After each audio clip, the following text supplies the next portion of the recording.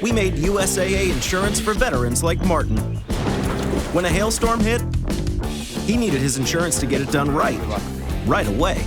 USAA. What you're made of, we're made for. ESPN on ABC. Brought to you in part by Samsung QLED TV, the official TV of ESPN College Football. Welcome to ESPN College Football, presented by PlayStation 5. And welcome to the ACC on ESPN. And a football Saturday at historic Bobby Dodd Stadium. The #1 team in America on the road to take on Georgia Tech. And right now, the closest competition for Trevor Lawrence for the Heisman Trophy might be his teammate, Travis Etienne. The Trevor and Travis Show takes center stage. Clemson, Georgia Tech, Bob Wischusen, Dan Orlovsky, Marty Smith will join us in just a moment. How good is this team and how good are these two players? Best team in the country with the best player in the country and arguably another top 5 player in the country with running back Travis Etienne going against Georgia Tech that, unapologetically points to Clemson as a coach and a team and says that's what it needs to look like. For Trevor Lawrence, I marvel at the fact that he wants to become great at every single thing in his game. And Travis Etienne came back to say, I'm the most complete tailback in all of college football. And Marty Smith, how surprising was it to you that he came back? Bob, good afternoon. Etienne had nothing left to prove at the collegiate level, but if you talk to his coaches, I wondered why he was even still in school. And offensive coordinator Tony Elliott laughed at me when I asked this week. He said, Marty, I was very blunt with number 9. I told him, if you're cool with being a second rounder, go ahead and go. But there are things you can improve, namely being a receiver and a confident receiver. They say he's worked tirelessly to achieve that. We've seen how potent he is this season in that regard. And Dabo Swinney told us yesterday when we chatted, these days the guy thinks he's Jerry Rice. Well, they have put up historic numbers already. Georgia Tech and their defense with as stout a challenge as there is in college football. Taking on Clemson when we come back.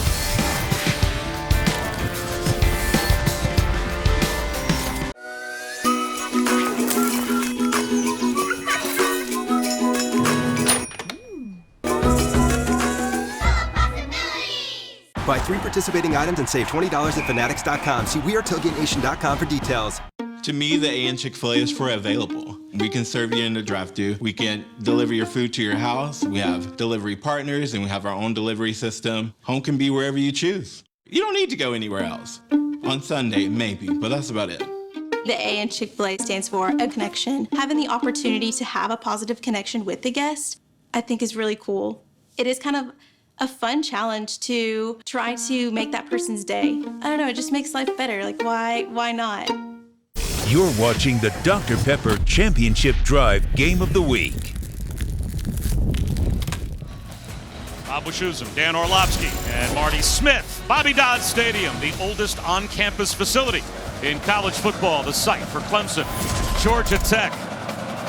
Tech won the toss and opted to take the football to start, and they will start at their own 25-yard line. And Dan, maybe the reason that they opted to not defer their option to the third quarter is they know this young man, Jeff Sims, is their best player, and we want our best player on the field to begin the game. As a true freshman as well, and very explosive athlete, a guy that's wiry when he runs with the football. They threw a lot at him that first game of the year against Florida State, and he does so well, and then they realized over the past couple weeks, okay, let's make sure we're putting him in the best position to play really good football, pare some things down in our playbook. He's a dynamic playmaker, remind a lot of people of RG3. They'll hand it off on first down. And another true freshman, Jahmyr Gibbs, turns the corner.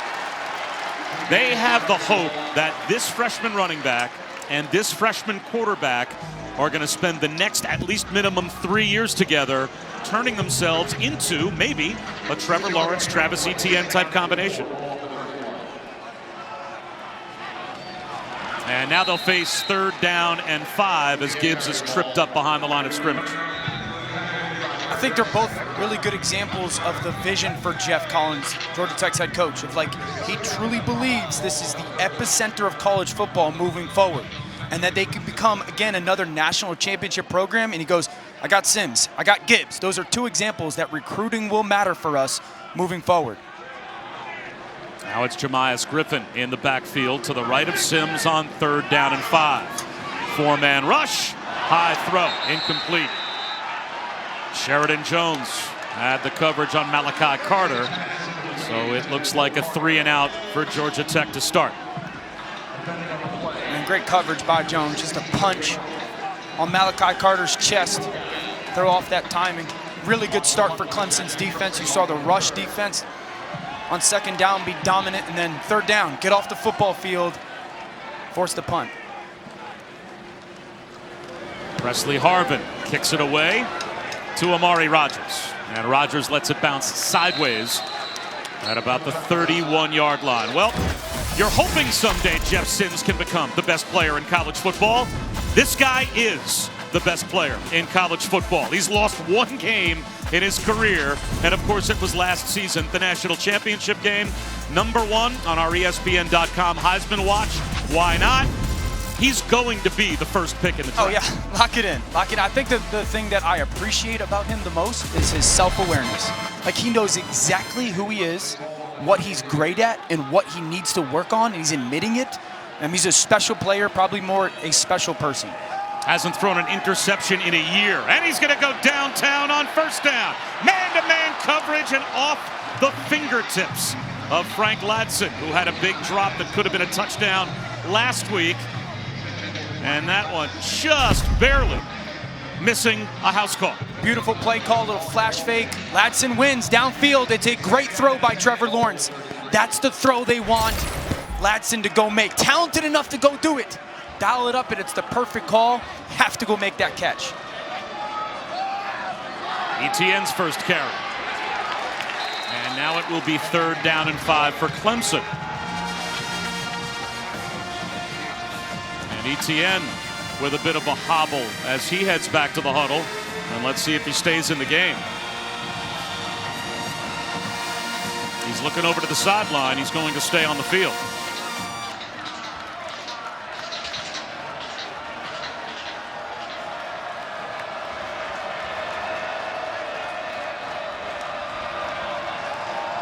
Three-man rush, long throw, back shoulder, one-on-one, and it is on time for a first down to Cornell Powell.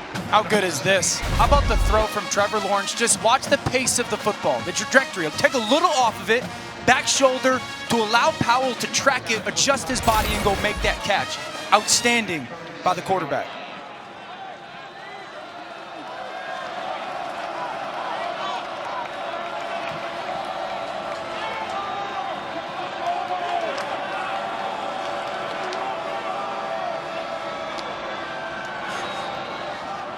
Quarterback keeper.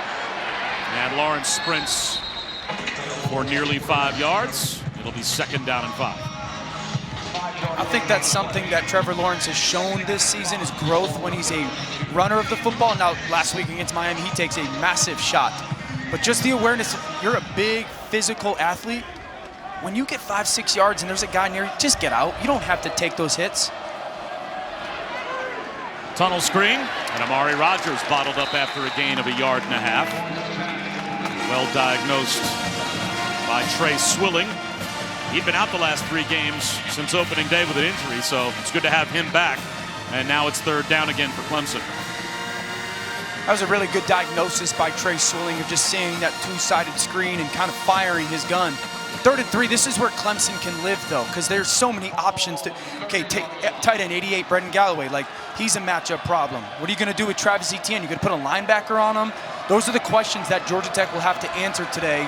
And also, this is a run opportunity with the yardage for Clemson. Etienne spins, yards after contact. He lost the football. Is it ruled a fumble? If it is, it's a Georgia Tech takeaway. And the Jackets have the football. Swilling comes up with the recovery. On the field is a fumble recovered by the defense. First down. See the spin off. Okay, watch the punch right there, ball out. What a start for Georgia Tech's defense. Forcing the fumble, one of the best backs in the country. Yellow Jacket ball.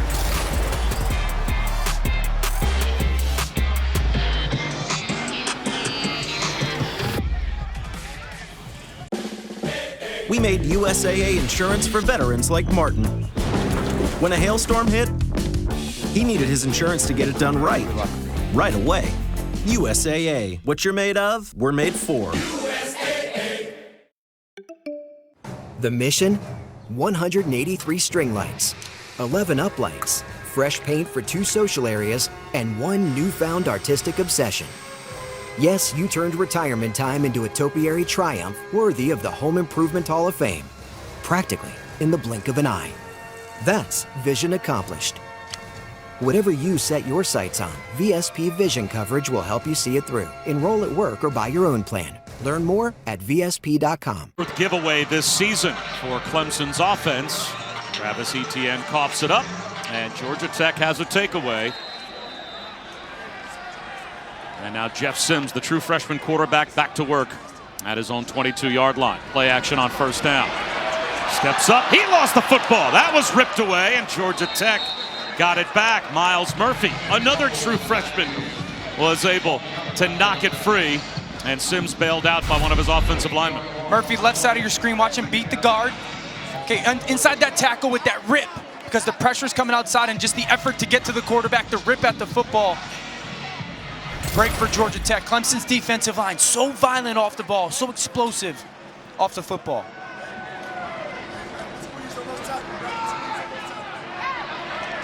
Second and 18 is now going to come third down at about 15 after only a 3-yard gain for Jahmyr Gibbs. So a conservative play call on second down and long after Sims fumbled on first down. You know, normally you're going, okay, 3rd and 16, what would you call here? I think that Sims is such a special player, and you're always very aware of the pressure package from Clemson. Quarterback run could be something where you can catch them and be a good play. A screen that goes nowhere. Dante Smith immediately met by Mike Jones. Watch Mike Jones, number 6, just drop down, mirror the back. He's playing out a safety possession. He just mirrors the back with the ball gets snapped, follows him like a shadow.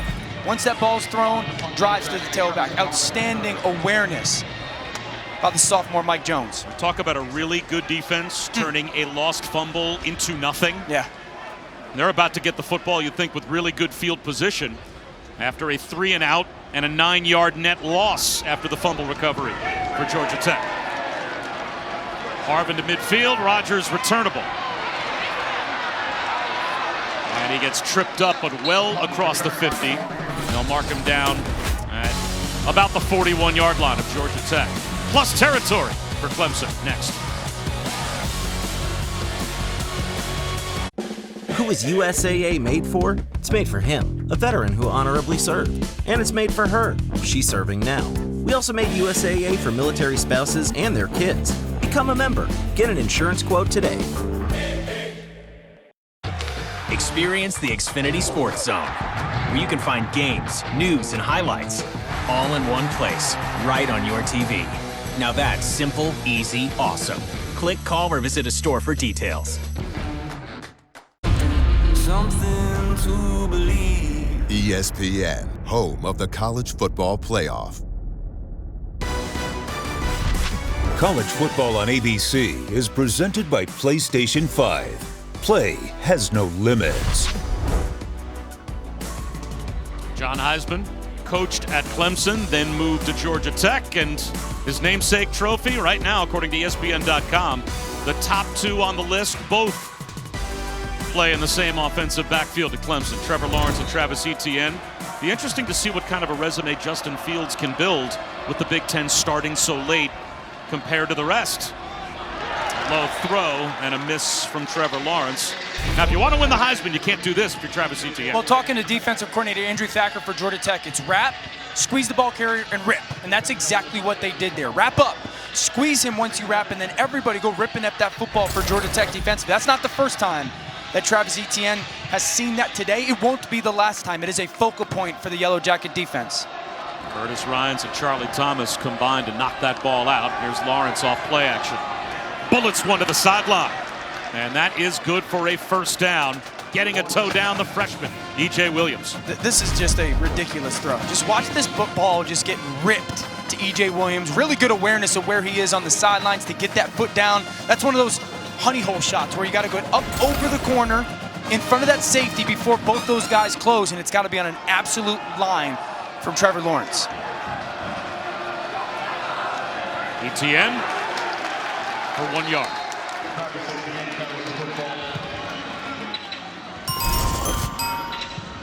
I think that's the thing that's so impressive about Lawrence. It's just the power with everything that he does. Like the ball, we often hear like it jumps off his hand, or like it's just a powerful throw. And what he's added to his game, I think since the national title, is like the change of tempos of that football. Sometimes it does need a little bit of touch, and he's added that, but you can't teach that ball just getting on a frozen line to the perimeter. Here comes a blitz. Picked up, slant over the middle. Amari Rodgers. 1st and goal, Clemson. So well done by Rodgers. Watch him set the safety, set him down, drop him. Little fake to the outside. Turn your head to the quarterback, ball on your chest. He's a pro. Number 3 is a pro when it comes to route running. And I love the fact that Trevor Lawrence saw the pressure. He replaced where it came from with a quick throw.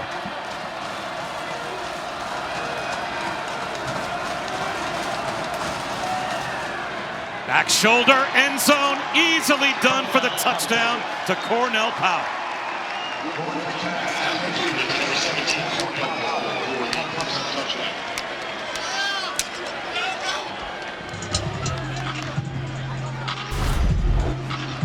Look at the route, bottom of the screen, set that defender real quick.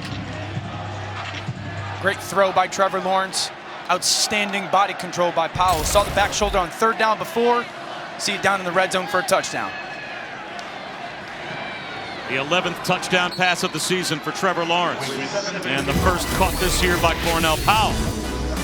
A moment ago, there was a big momentum-changing play in this game. Remember, Georgia Tech got a fumble recovery?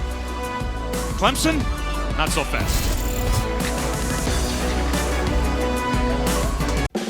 We made USAA insurance for this season. When being a fan on a budget gets tough, our agents do the legwork so saving on auto insurance is easy. USAA. What you're made of, we're made for. USAA. Who's playing? Doesn't matter. Nope.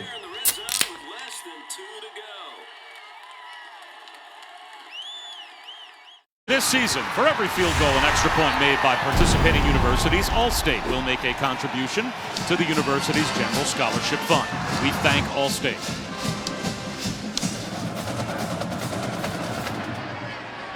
Can Georgia Tech respond? They will start at their own 25-yard line. Our first chance to say good afternoon to Kevin Nagandi.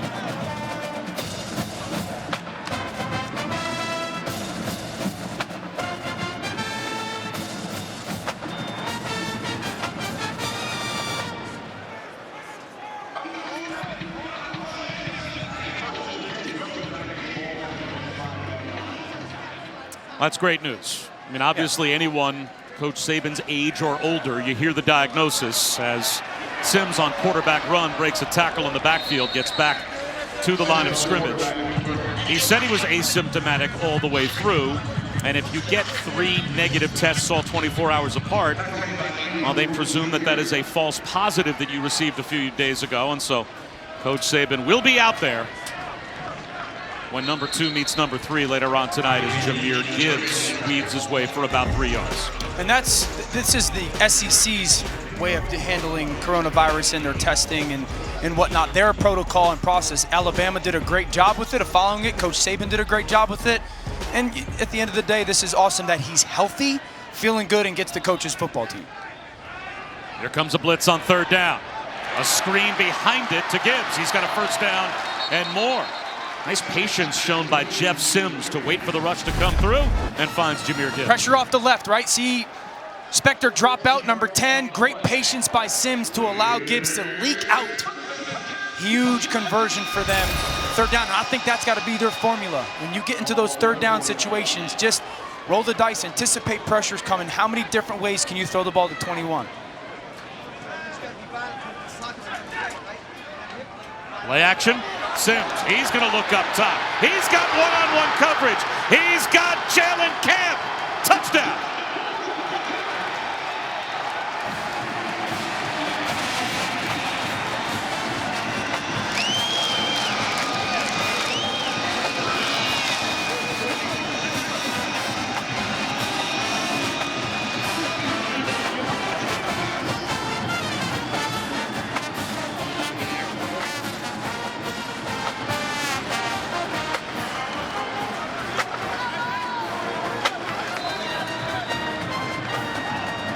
Jalen Camp, only 7 catches in a redshirt shortened season last year in 4 games.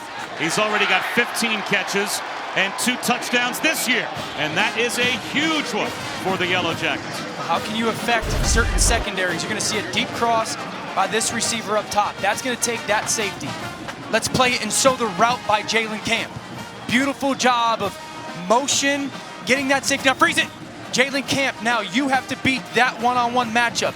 When you win, set him on the outside, you have the whole field to cross. That's how this touchdown happens. That safety takes the crosser. Beautiful throw by Jeff Sims. Jalen Camp, you got to win on your route. Outstanding job. Play design and execution. Watch, safety come down. Great job by Sims, and I love the throw. Get it out early on one hitch.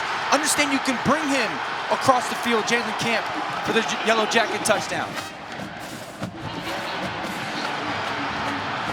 I know when you watched Jeff Sims on tape this past week, you think his future is every bit as bright as Jeff Collins does. Oh yeah, he's if he stays continuing to grind on his work, and fingers crossed he stays healthy, Jeff Sims is a future superstar for Georgia Tech. Not a good college quarterback, a superstar, because he's big, he's physical, he's smart, great work ethic, intangibles, loves the game. He's gonna be a superstar for Georgia Tech.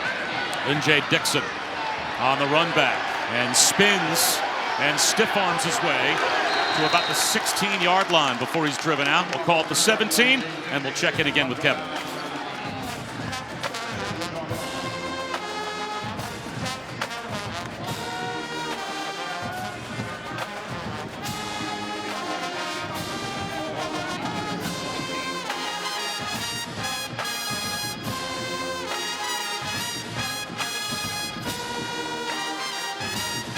I got no problem with Syracuse taking an L at home. No problem. I know it's 7-7, but you're not going to get me to apologize for Syracuse potentially taking an L at home. I'll take it. Just bitter Connecticut alums. I love it. Listen, anyone who said no to me when it came to recruitment in high school, I want them to lose every game. Trevor Lawrence, he's going to look up top. He's got a man behind the defense. Once again, it's Amari Rogers, and he'll go the distance. Anything you can do, I can do better.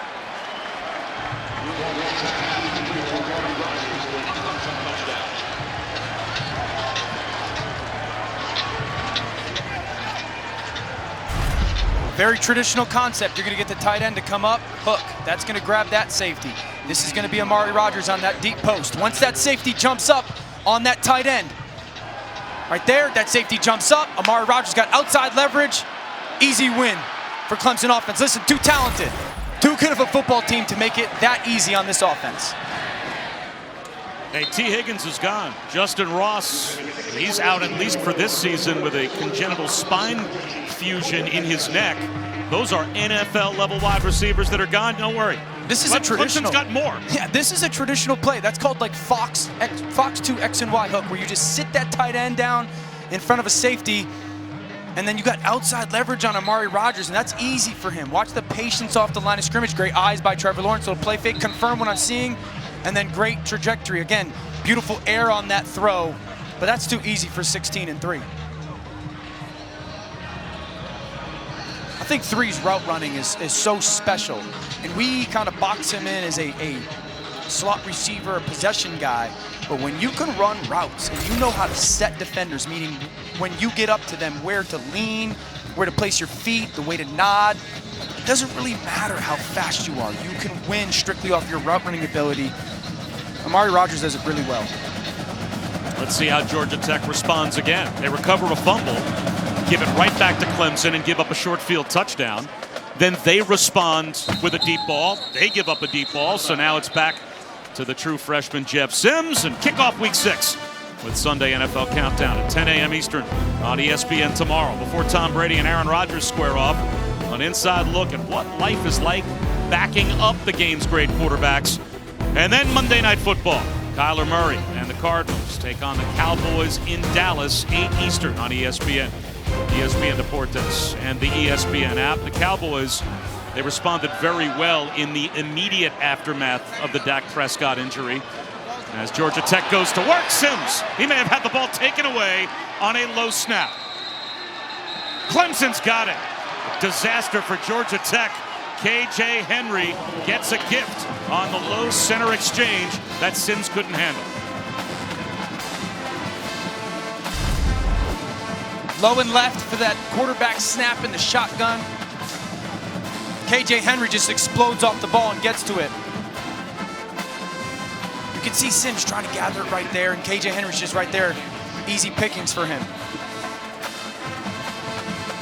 Just a mistake you can't make against this team. You play with such a small margin for error when you play a team as good as Clemson, and Jeff Collins' team just gave Dabo Swinney's group a gift. So a red zone chance on the turnover. Shovel pass. And grinding his way for about 1.5 yards is Davis Allen.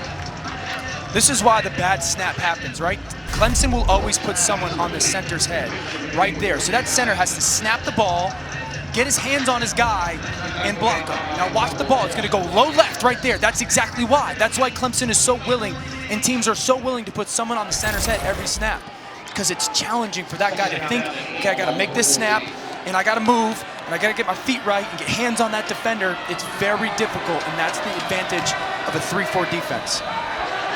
Lawrence throwing down. The blitz works, and it's a negative play. Wes Jackson was able to get through to Trevor Lawrence. He beats Travis Etienne. Watch Jackson shoot the gap between the guard and the center. That's Travis Etienne's guy, and it just happened so quickly. This is called timing a blitz. Don't give it away, because then the back will be ready for it. Great job by Wes Jackson. What's the challenge there for a running back as well? You want to sell play action, but still get in front of the quarterback for blitz pickup. Oftentimes, it's just abort your fake. You know, your job number one in that situation is protection over play fake. But the fact that he couldn't get there is because Wes Jackson timed it up so well. Lawrence out of the pocket, 3rd down and 17. He's going to try and run for it, and he will get the field goal group some real estate. Smart decision. It's the right play for Trevor Lawrence. I'd love to say that he could force something in, but it's the right decision. And Dabo should go kick this football. You just got that big turnover. Guarantee yourself getting into points. 4th and 7 is too much of a risk right now. That's a huge win, though, for Georgia Tech. No doubt. To give the ball away in the red zone and hold this offense to a BT Potter field goal attempt.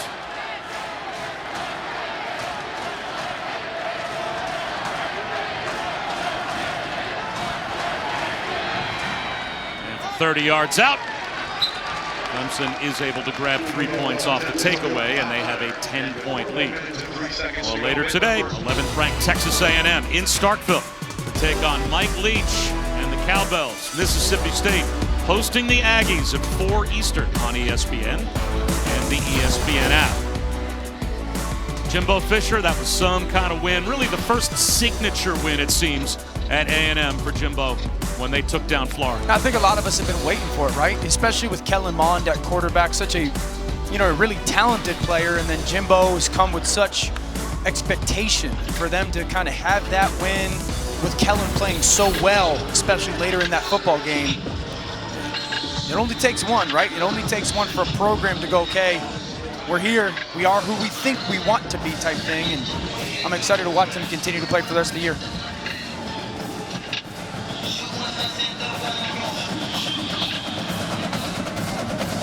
Venables ready to send his defense back out there against a Tech offense that went up top a couple of possessions ago. It'll be a touchback once again. For Georgia Tech offensively, it's like, stop hurting yourself. I know you're a young football team, but the fumble, the negative yardage plays, like if they just can be productive on first down, get the ball to perimeter on first down. I do think they've got some matchups. Gibbs, Amarian Brown, like there's some matchups, but they got to just continue to get the play started. Get the play started against this Clemson defense. Sims, incomplete. Tried to slip one underneath to Dylan Devaney. Well, this is an offensive transformation at Georgia Tech. Obviously, Jeff Collins going from the triple option to the struggles last season to now getting a really dynamic quarterback in Jeff Sims. You can see the improvement. And A big improvement is up front as well. Their offensive line, again, going from this crazy transition of the triple option to what they are now, like much bigger, much more fundamentally sound, stronger. So their up front has had a great jump in development as well. Gibbs. It'll be 3rd down and 4 after we check in with Kevin.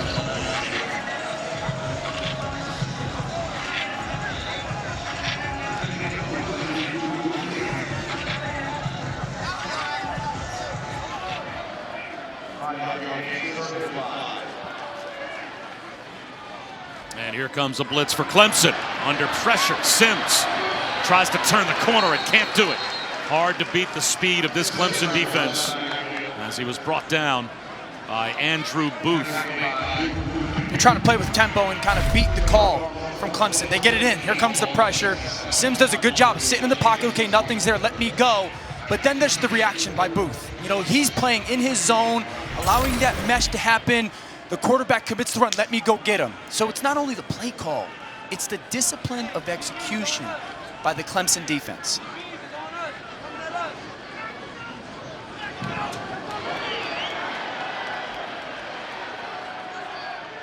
Rodgers up against the sideline, out of bounds inside the 20-yard line. Well, RPOs, we hear about it all the time. You think Trevor Lawrence might be the best at it? Absolutely, it's a big part of their offense. Now, first of all, watch the defender on the left. This is going to be a run and a pass at the same time. Top right screen is going to tell you how quickly this decision gets made and how fast that ball gets to travel. Bottom left, 19 yards. Folks, listen, that is half a second, and the ball goes 19 yards, and that's from the decision to pull the handoff and make the throw. That's not the whole play. I mean, that's half a second.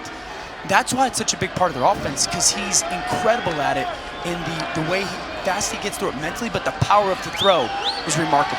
This time he hands it off to Lynjay Dixon.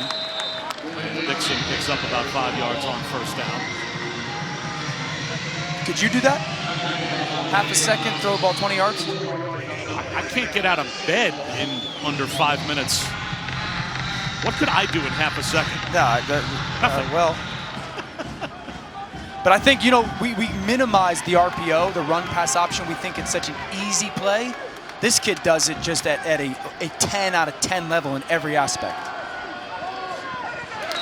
For some of those snap throws, and this one's dropped by Ladson, is he even bothering to find the laces? No. I mean, the ball's in his hand and gone so quick. Yeah, I mean, that's sometimes when quarterbacks go to the combine, we're like, oh, hand size, let's make fun of it. But that's why, in an aspect where it would matter, because, you know, you're pulling that ball out, you don't have the laces. Like that ball, you've got to be able to grip it and rip it. And so that's why some of the physical attributes that come into play are such a big deal.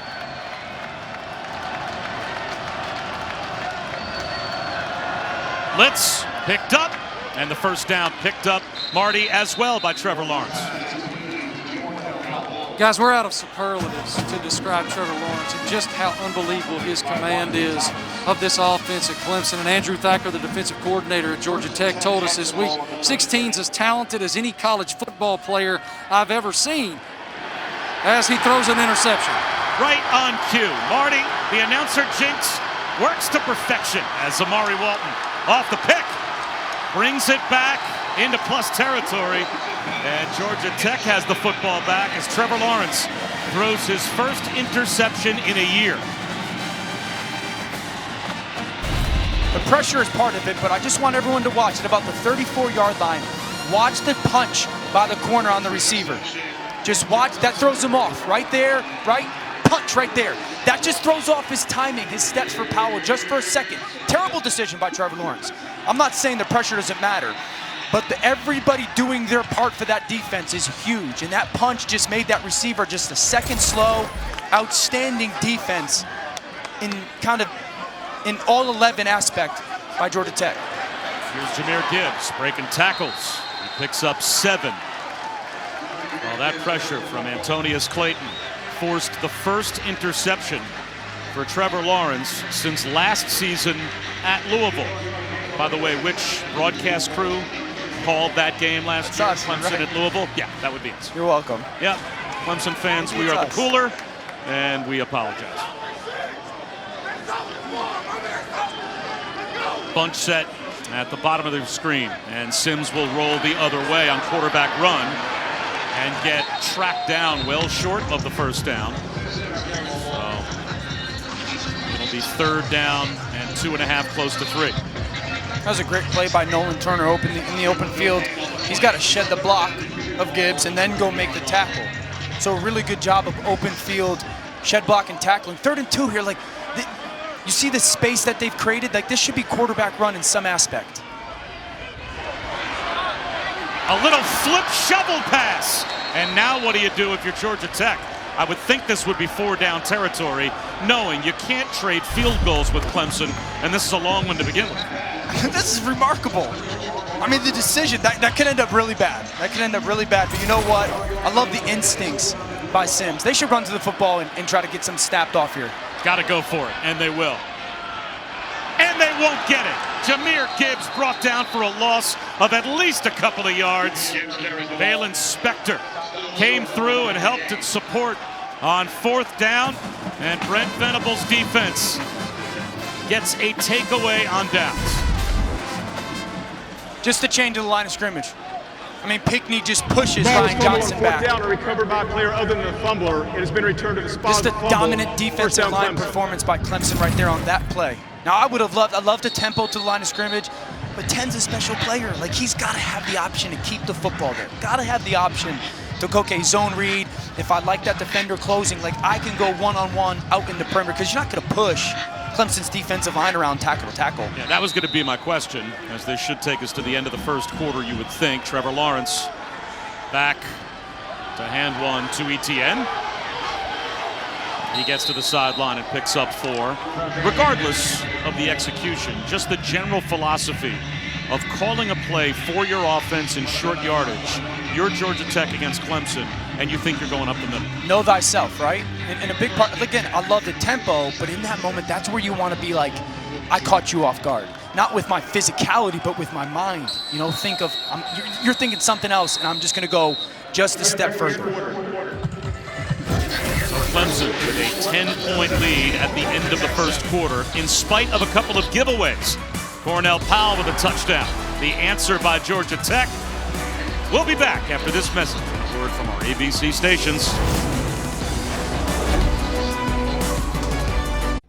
Who is USAA made for? It's made for him, a veteran who honorably served. And it's made for her. She's serving now. We also made USAA for military spouses and their kids. Become a member. Get an insurance quote today. Who's playing? Doesn't matter. Nope.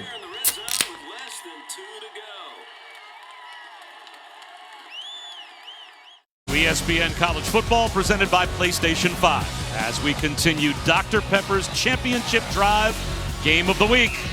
Bob Wischusen, Dan Orlovsky, Marty Smith. Starting the second quarter near midfield for Clemson. Travis Etienne will pick up about 4 yards. Another update with Kevin.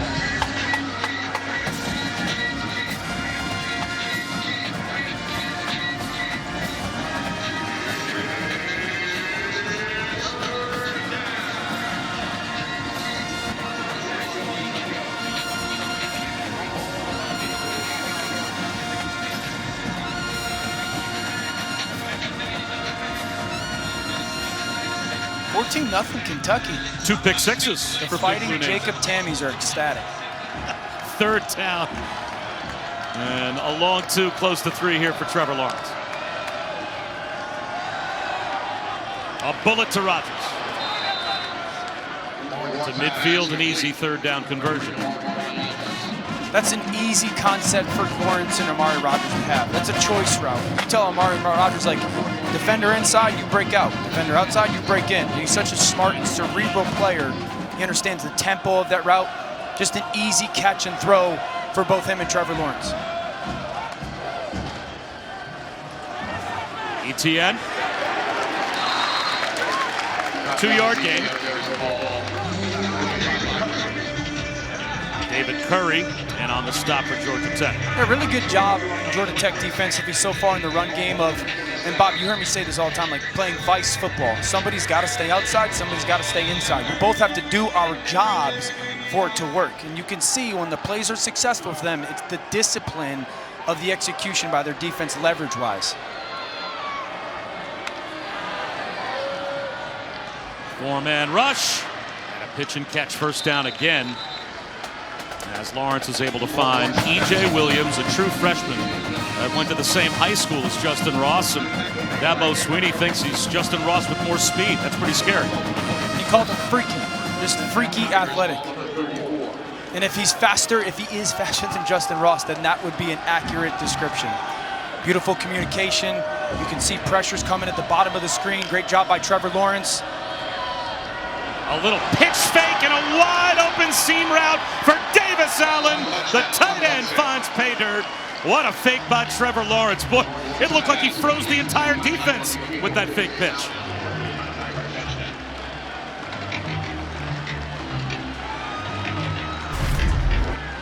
All right, this is going to be the tight end that leaks out right here. Now as we play it, watch the play fake by Trevor Lawrence. Now freeze it. That little flash fake right there gets that linebacker to flow that way. Here comes that back. He's going to flow that way. That's going to allow him to leak right down the field. Touchdown Clemson. 34-yard touchdown strike for Davis Allen after Braden Galloway was the favorite target for Trevor Lawrence against Miami. He is feeding his tight ends these last 2 weeks.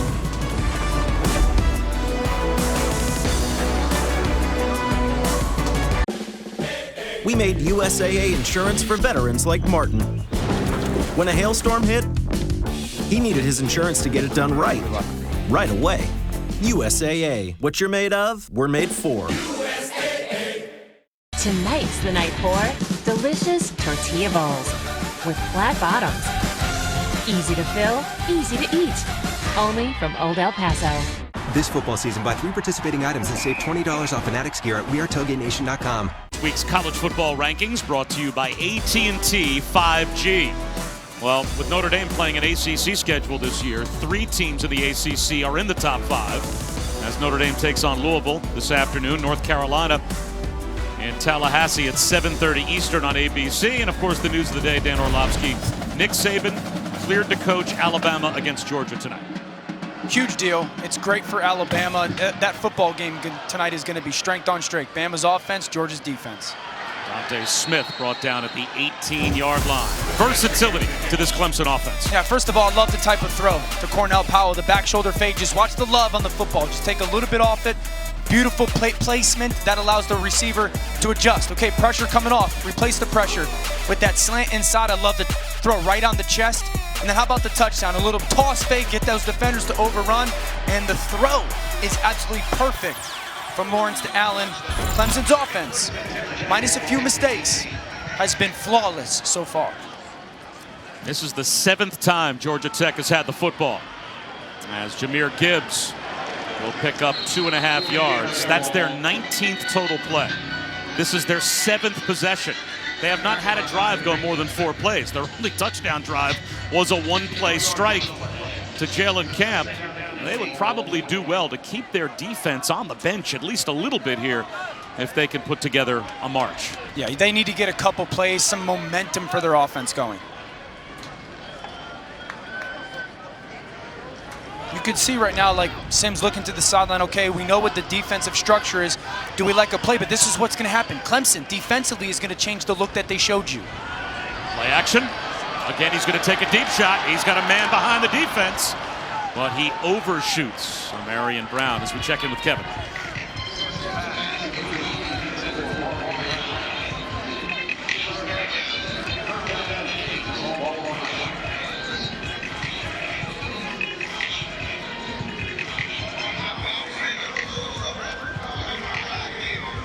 Alongside Dan Orlovsky, I'm Bob Wischusen. Marty Smith is with us as well. Perfect day for football in Atlanta, but a 3rd down and 8, a less than perfect situation for a freshman quarterback against this defense. Look at Clemson's linebackers both up in the A gaps. Now you're thinking pressure. What's your plan for pressure? How do you get the ball out of the quarterback's hands, and how do you protect them? He's going to try to protect himself with his legs. And keeps the play alive. What a move by Jeff Sims. And then gets walloped. And out come the flags. Alan Spector may have lowered his head. This could be a targeting foul on Sims. on the slide. Let's see if Spector gets called. Personal foul. Targeting. Number 10, defense. The play is under further review.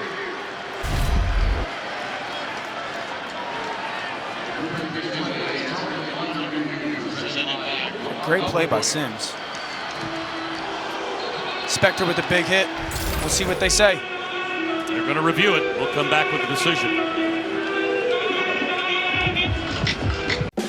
We made USAA insurance for this season. When being a fan on a budget gets tough, our agents do the legwork so saving on auto insurance is easy. USAA. What you're made of, we're made for. USAA. Who's playing? Doesn't matter. Nope.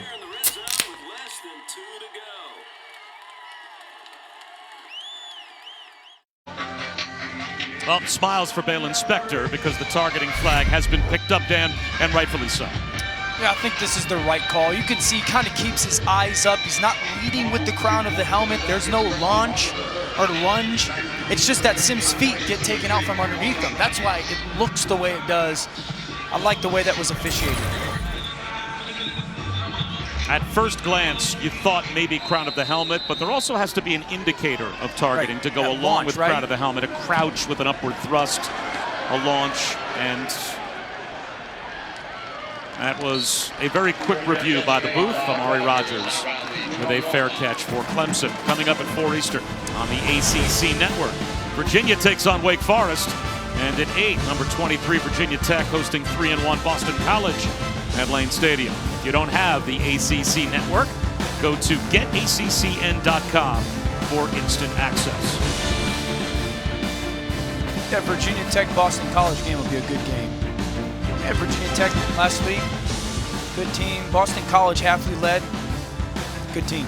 And Trevor Lawrence already moving into a tie for 4th in ACC history with Chris Wenke with the touchdown passes he has thrown today. How about the run?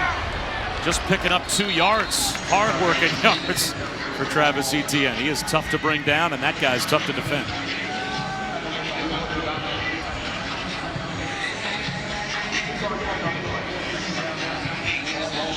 For Clemson offensively, they've had some really explosive plays, but can they go on a methodical drive? For Tony Elliott, their play call, like, can you put together a drive you feel really good about right now?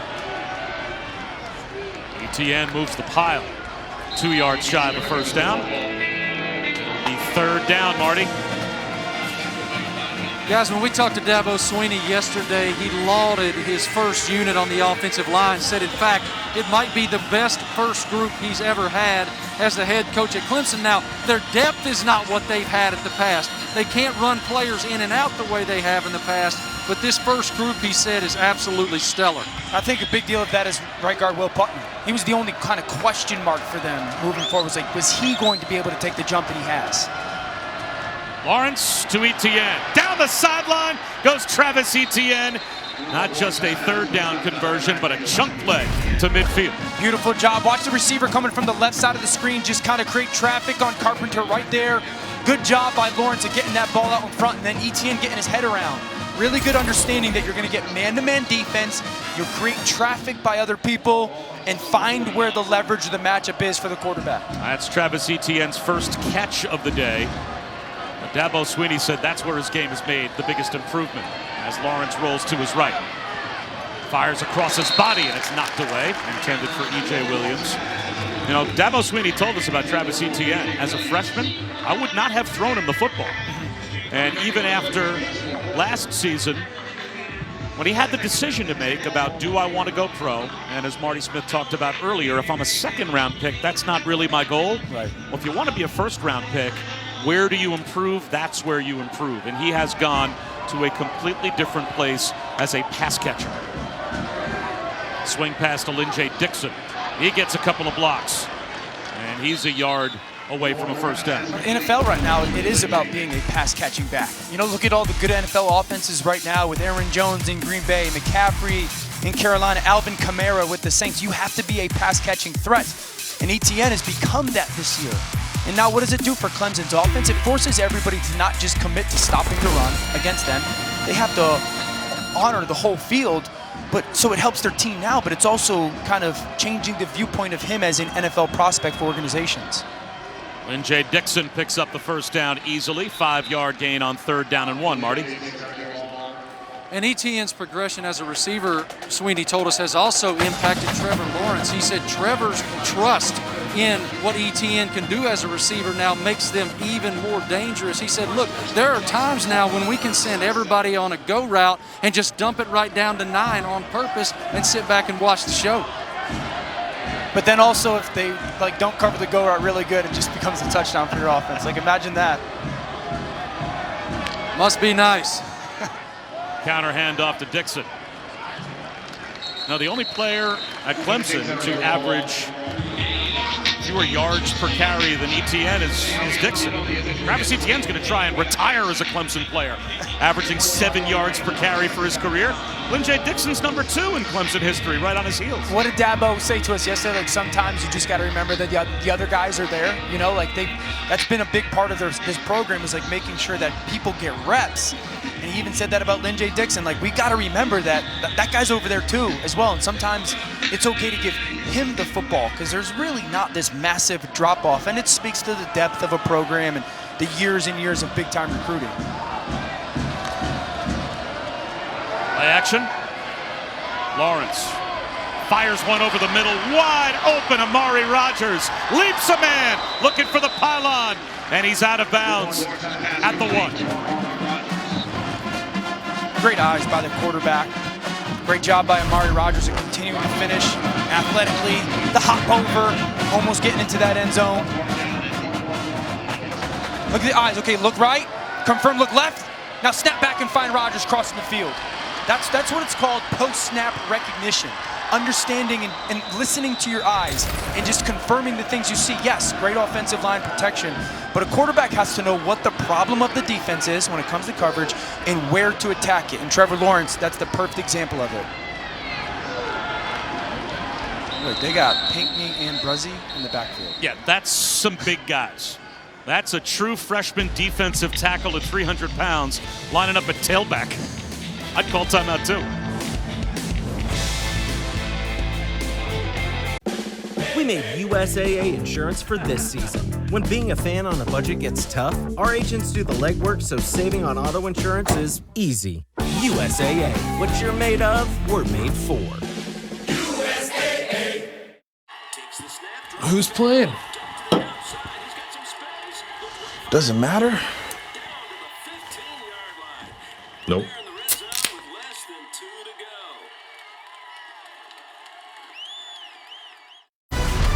College football presented by PlayStation 5 on ABC is brought to you by Pacific Life. More than 150 years strong. Trust in your tomorrow. 2 young men that look like they were born to play quarterback, and Trevor Lawrence under center. 1st and goal at the 1-yard line, and the big boys are back out there. Ryan Brzee, the true freshman defensive tackle. He'll be the fake. Niles Pinckney, instead a 300-pound defensive tackle. Takes the handoff at fullback. Boy, try tackling him. They can't. It's a touchdown.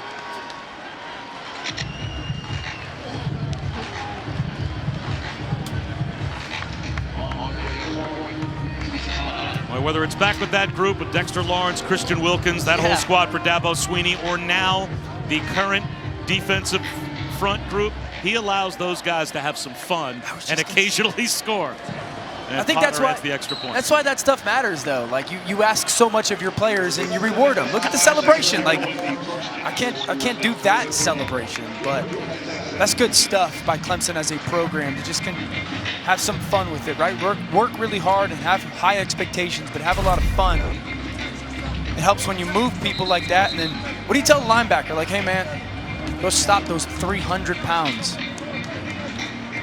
Here comes the dance. I wish I knew the name of this dance. I should. It almost looks, there's a little Merton Hanks in there, but. Clemson fans, let us know what the name of that dance is.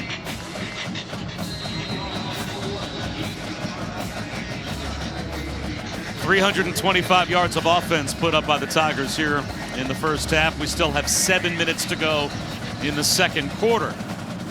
And it's a 24-point lead. And it will come out to the 25-yard line again for Georgia Tech. Once again, we check in with Kevin.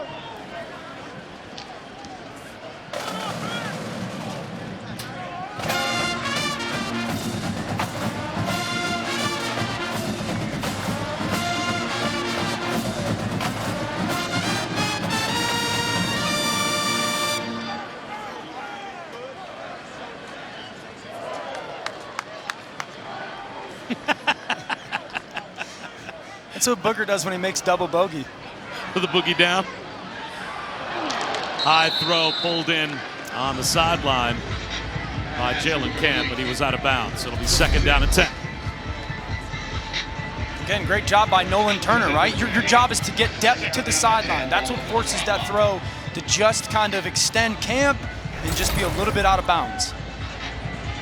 Now think if you're Georgia Tech offensively, you got to like take your eyes off the scoreboard, okay, and just let's continue to develop some of our young players. Let's call some plays that they're comfortable with and force some execution upon them no matter what the situation of the game is. Sims directing traffic, becomes schoolyard football, throws it to the sideline. He's got 2 receivers in the exact same place and a big collision out of bounds. Darian Kendrick gets up wobbly as well at cornerback for Clemson. I think he's trying to tell Gibbs to go downfield, and I think Gibbs turns downfield, and then that collision from the receiver that's down there as well. And Malachi Carter and Jahmyr Gibbs run right into each other. 3rd down and 10. Sims, pocket collapsing, down he goes. No chance to escape the rush. Tyler Davis gets the sack. Look at Sims, okay, like you feel like there's so much chaos around you. It's really only a 4-man rush, but all those moving parts, all the color that you see crossing your face or moving around the field, it just gets you uneasy in the pocket. And that's exactly what Venables wants, is just to confuse and get a quarterback uncomfortable and unconfident in 3rd down situations. Amari Rogers with a fair catch. Clemson back to the offense with a big lead as they are rattling Jeff Sims.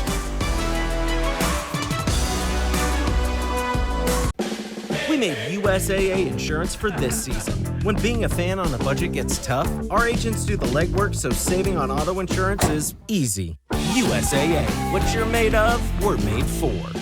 USAA. Tonight's the night for delicious tortilla balls with flat bottoms. Easy to fill, easy to eat.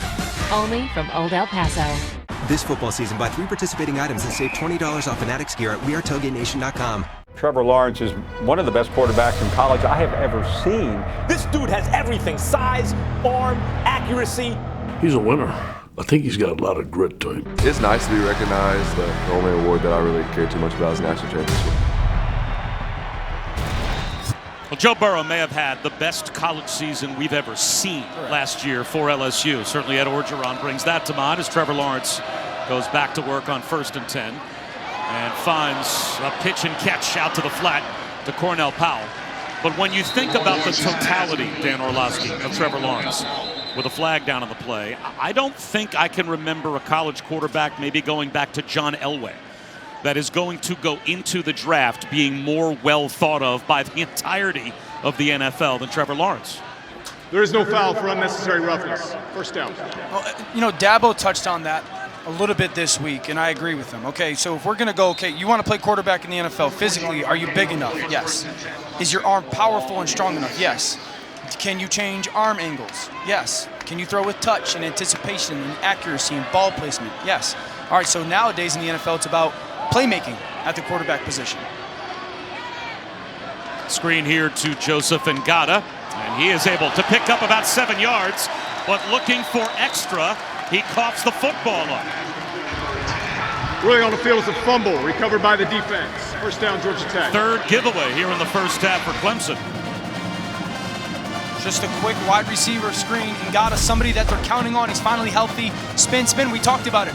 wrap, squeeze, and rip. He may have been down. And may be worth another look to see if the elbow was down before the ball came out. The ruling on the previous play of the fumble recovered by the defense is under further review. Jamin Brooks came up with the recovery. The question is, does he still have control of this football when the left elbow hits? Or is that ball coming free just before the left elbow hits the ground? Again, they ruled it a fumble on the field, so that means it has to be indisputable that he has complete control of the football when the elbow hits. Dan, what do you think? Hard to tell from that angle. That's a tough angle. The ruling on the field, obviously, to your point, matters, but I think the left elbow, okay, there's control. I think the left elbow is down before that ball looks to be out of control from his hands. I'm looking at the stripe of the football, the laces of the football, the point of the football. None of it ever moves until after that left elbow hits the ground.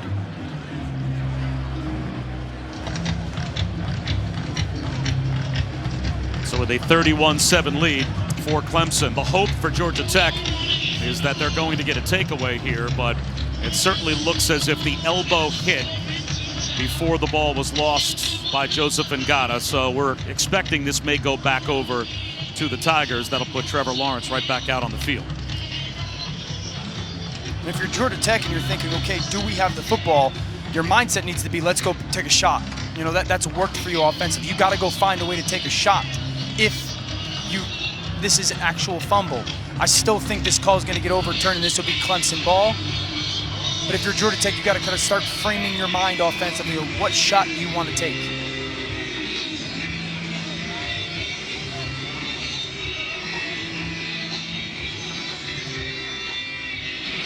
After further review, the runner was down with the ball at the plus 48-yard line.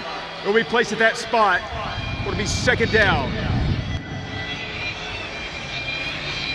So that puts perhaps the best playmaker in college football right back out on the field. Yeah, and that's the point we were making before, right? Quarterbacking in the NFL right now is more about playmaking than just your execution of the position. And so he has all these physical traits, and he's got these playmaking traits athletically, and then are you smart enough? Do you understand coverage, protections, all those things?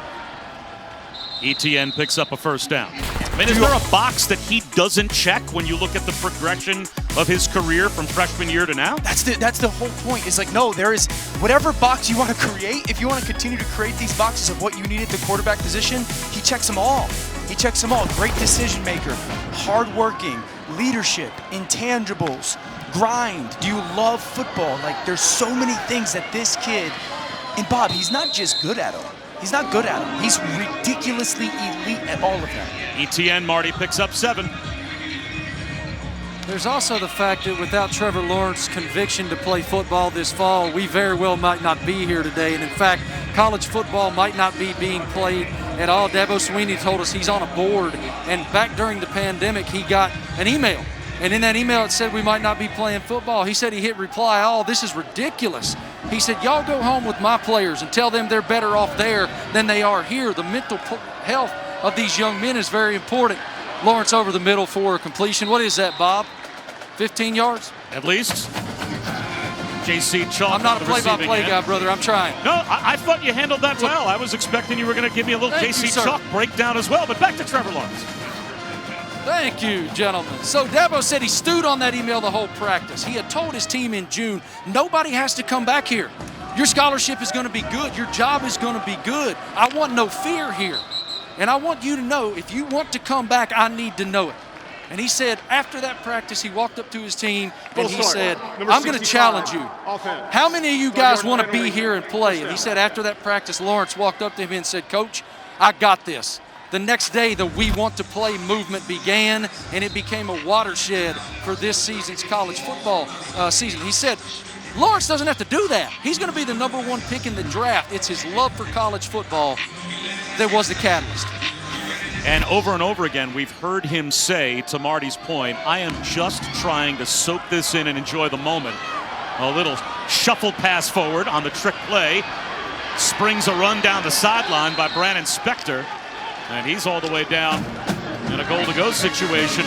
And yet, he really seems to appreciate, does Trevor Lawrence, how special a place Clemson is and how special a time he's having soaking up probably what is his last year of college football. I just marvel at the maturity, right? I'll continue to go back to the awareness, but the maturity of understanding how awesome it is to be the quarterback at Clemson right now. You know, and you're not going to get this back. You and I both know the NFL is a different animal. It's a different world. And when you're talking about Lawrence on a rollout, whips one into the end zone, touchdown Frank Latson.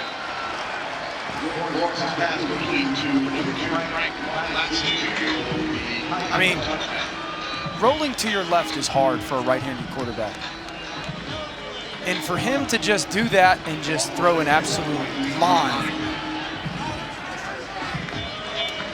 And good player, man. He's a really good player. We talk about the maturity. We talk about the leadership. Marty tells us this great story about leadership. He's going to be the #1 pick in the draft. You know what's going to be more important than the on-the-field talent is the leadership that he's going to need to bring to an organization that's trying to flip from really bad. 4 touchdown passes here in the first half for Trevor Lawrence. And this one shows an even more expanded skill set. Look at the flip. The flip, like the flip of the hips and the shoulders, and then the drive of the football. Watch. This is how it's done, folks. Right-handed quarterback. Turn, get your shoulder, that left shoulder pointed forward, and then drive that strike. This is why he's such a big-time prospect. Get those hips moving left, but square the upper body up and just throw that rip.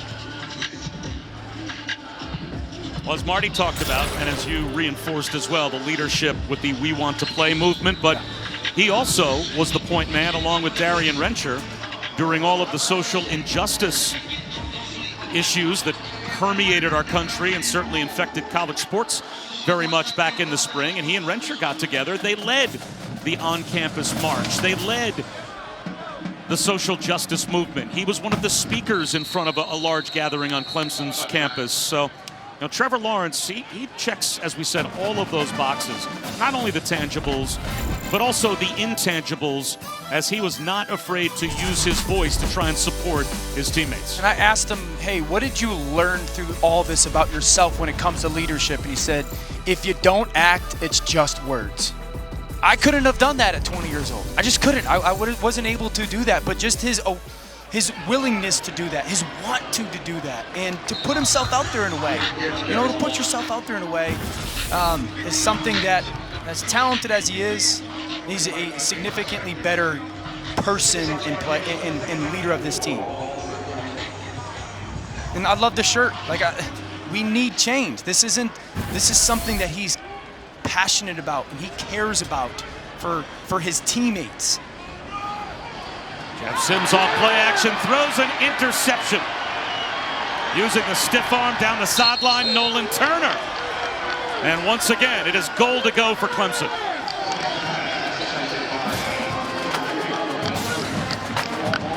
Nolan Turner had one Power 5 offer coming out of high school, and it was from Clemson. His father, Kevin, played with Dabo Swinney back in Alabama, and then in 2016, he passed away, a victim of ALS. Oh, if he could see his son now. Great discipline, though. We've mentioned his name a couple times with discipline. Just watch him play where he's supposed to be. Hang where you're supposed to be. You're not supposed to be in that alley, that hash. Be in between the quarterback and that slant receiver.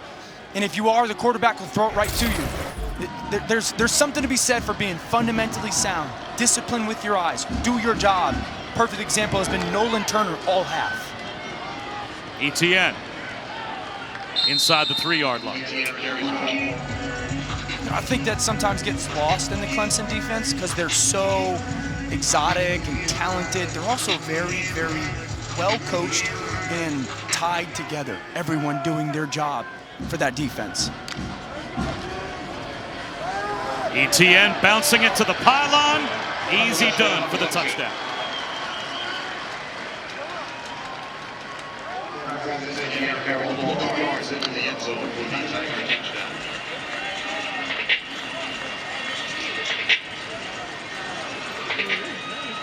So Travis Etienne, his 40th career game with a touchdown, which means he is one behind Donnell Pumphrey for the most games in FBS history to have at least one touchdown. Moved into second place when he got by Tim Tebow a couple of scores ago. Not too bad. 48th career game and the 40th. He has scored a touchdown. He's only played 8 games in his career at Clemson where he hasn't found the end zone, either through the air or on the ground. Or both. I wish I could find words to kind of describe it, you know, like incredible, dominant, remarkable. That's why I'll fight you guys that you guys, I think he's a first-round pick. Look, I agree, and he's moved now past Dalvin Cook, trying to track down Ted Brown, and if he stays healthy, he certainly will, for the most career rushing yards in ACC history. So between Trevor Lawrence and Travis Etienne, it's hard to imagine at the end of this season how many different records those two guys will hold in tandem. They'll be atop the record book just about everywhere. Special players, I think they're, you know, we were talking to Dabo about Etienne, right? And he was like, oh, you know, everyone wants to do these self-scouts on us and that we're giving the ball or getting the ball to Travis Etienne too much. And he said, yeah, no duh, because if we don't, we're idiots. And he just laughed about it, saying, yeah, we understand that we get him the ball a ton. He's that good of a player. Well, it's time for today's Aflac trivia question. Aflac. Travis Etienne is the subject. He's won 2 straight ACC Player of the Year awards, who are the only players to win 3 consecutive Conference Player of the Year awards in BCS or Power 5 conferences. 3 consecutive Conference Players of the Year. We'll let you turn that one over. I got one in my head.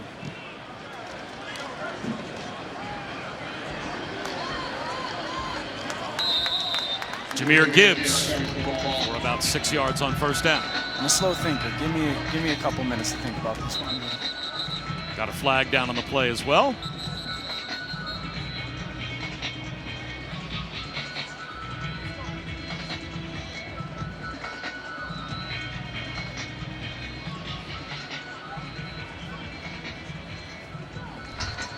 After the play was over, personal foul, late hit, number 10 defense.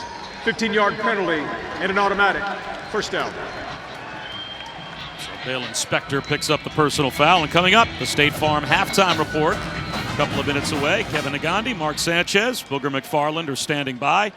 They'll have highlights and analysis from around the world of college football. They'll be looking ahead, I'm sure, tonight to number 2 against number 3. Out to about the 48-yard line. 2-yard gain for Jahmyr Gibbs, and there is the personal foul on Spector. It's the right call. It's late. Jeff Sims with a handoff again to Gibbs, and Gibbs breaking tackles. How about that run by the true freshman? 15 more. I love this out of Gibbs. Run hard. Watch the right side of the offensive line. Just give him a crease. Great set with your feet. Cut. Continue to move. Then watch the finish by a couple of these offensive linemen. Like, I like that. I like that from Georgia Tech's offense. Out of the pocket. Sims on the run. Picks up 2. We're not going to let you stew in your uncertainty any longer. We're going to answer the Aflac trivia question. I'm going to guess Tebow for one of them. He'd certainly be a good candidate. There are 2 answers to this question. Travis Etienne has won 2 ACC Player of the Year awards. The only players to win 3 in either a BCS or Power 5 conference. 2 pretty good players, Herschel and Donovan McNabb. It's hard to bring down as Jahmyr Gibbs reverses field. Did any player ever work harder to pick up 2 yards? If you're on a list with Herschel Walker, you are doing something right.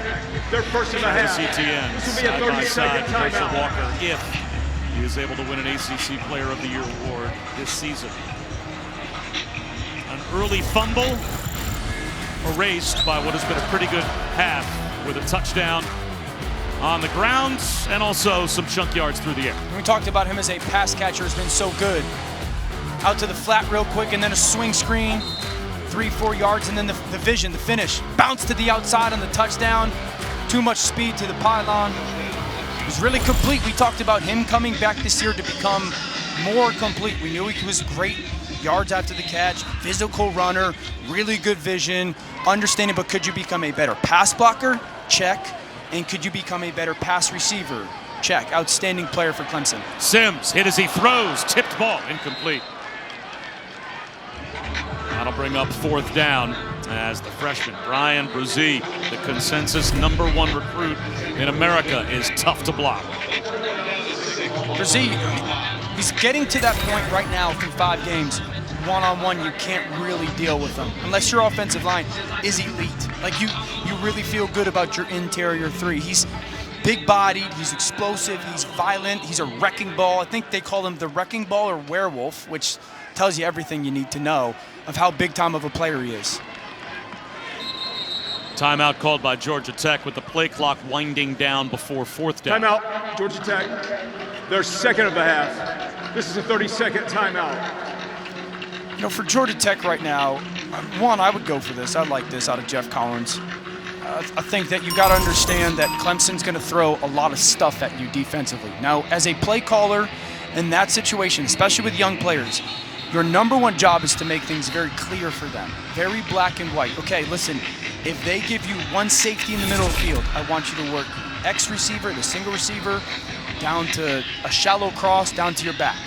Don't force him to think too much. If they play 2 high safeties, work the inside receiver to the outside receiver. Just make it very defined for him, because the challenge is if you give him too much wiggle room and you ask him to see too much, he's going to see nothing. And so on 4th and 6, give him very clear options of where to go with the football to allow him to play fast.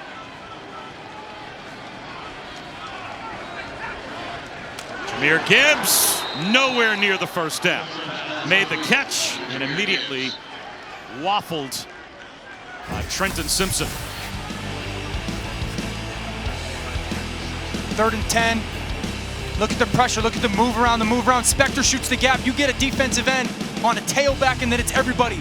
Hunt to the quarterback. Again, Nolan doing his job. Being exactly where he's supposed to be. Easy interception throw to him. And then the finish by Simpson. Seeing that back leak out of the backfield, Gibbs. Once that ball's thrown, drive and make the tackle. I've said it many a times today. There's a lot of moving parts to this defense, but it's all about everyone doing their job that makes it work. N.J. Dixon, reversing field, just about ran up the backside of Trevor Lawrence. And this worked out okay for the Tigers as he's across midfield with a 1st down run. Be interested to see, because these are reps, important 2-minute reps for your offense. You know, like you may not get a ton of reps running your 2-minute offense. Their second of the half. In a game. This is a 30-second You know, and I understand timeout. what the score is, but these are also important reps for your offense to get, because you never know when you're going to need them later on the season in a game environment. 344 yards passing and 4 touchdowns. Kind of pedestrian by Travis Etienne standards in the 1st half. But for Trevor Lawrence, he has already put up in this half a career high for any half he has had at Clemson. 344 yards in a half and 45 on the scoreboard. And that's a good game, right? 344, yeah, I threw for 344 today. If I'm the quarterback, I'm like, man, I played well. He's done it in less than 30 minutes. Play action.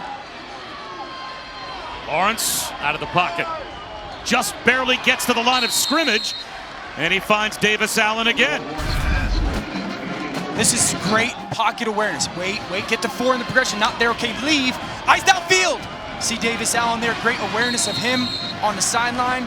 But Trevor Lawrence said, I wanted to trust my pocket more. That's a perfect example of it. Don't leave it. Just get through your progression. Believe that those guys will block, and then listen, at some point, when you're told nothing's there, then go make the play. Really well done.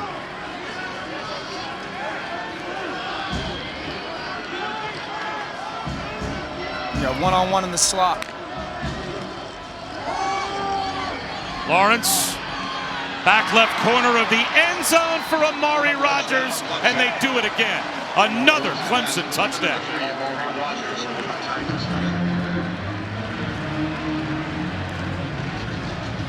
Half 100 in the first half. And you can't do it better than this now. Look at this throw. This isn't awful coverage. High and outside.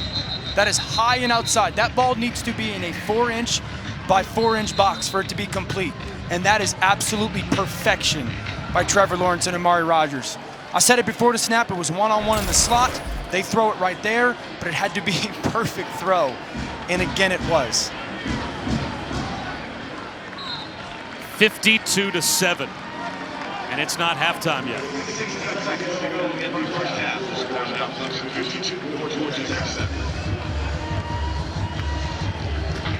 Amari Rodgers only 5'10". That has to add a different layer of difficulty to this throw. Yeah, and it's a great job of Lawrence just peeking to his left real quick there and then realizing, okay, I got to drive this football. Too much air, he's going to run out. Right, he's going to run it. Look at the far peak, confirm the corner, bit on that little hitch, and then you have to drive that ball because too much air is going to pull him out of bounds. Watch the peak.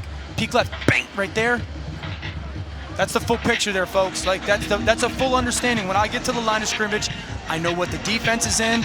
I know what I need to see from the defense, and I can predetermine I want to throw this ball to Amari Rodgers, right? Like that's what that is. I'm going to predetermine that ball's going to 3 unless somebody tells me not to, and that's why I love he's just really, really good. I wish I could say something else, you know. And look at Dabo's still coaching him. Still coaching him. And you 52. And you can tell he's still taking the coaching. Yeah. Sure. They don't care about the results. They don't care about the results. They are so in the moment of the process. I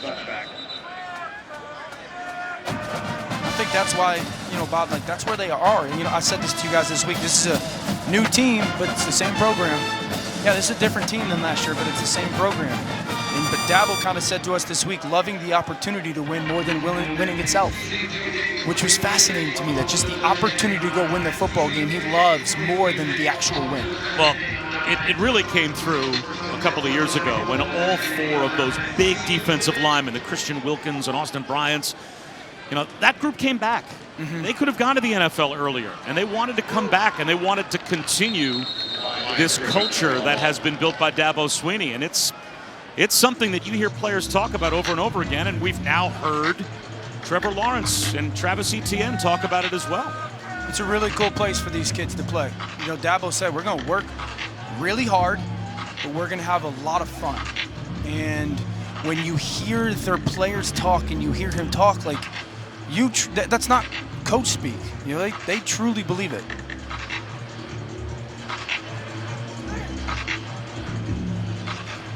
Looks as if Georgia Tech spent a timeout.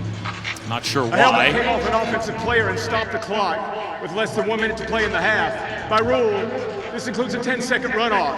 The half is over. So rather than using a timeout, just take it to halftime. 52-7. Clemson on top of Georgia Tech. Coming up after the break, and a word from our ABC stations. Kevin, Mark, and Booger, they'll have the State Farm halftime report. Welcome back to the Dr. Pepper Championship Drive Game of the Week. Welcome back to ESPN College Football, presented by PlayStation 5 and the ACC on ESPN. A virtuoso performance by Trevor Lawrence and the Clemson offense in the first half. 52-7 at halftime. And it will be Clemson football to start the third quarter. Bob Wischusen, Dan Orlovsky, Marty Smith, and Jay Dixon back deep to receive the third quarter kick. Clemson has looked unstoppable to this point. 5 first half touchdown passes for Trevor Lawrence.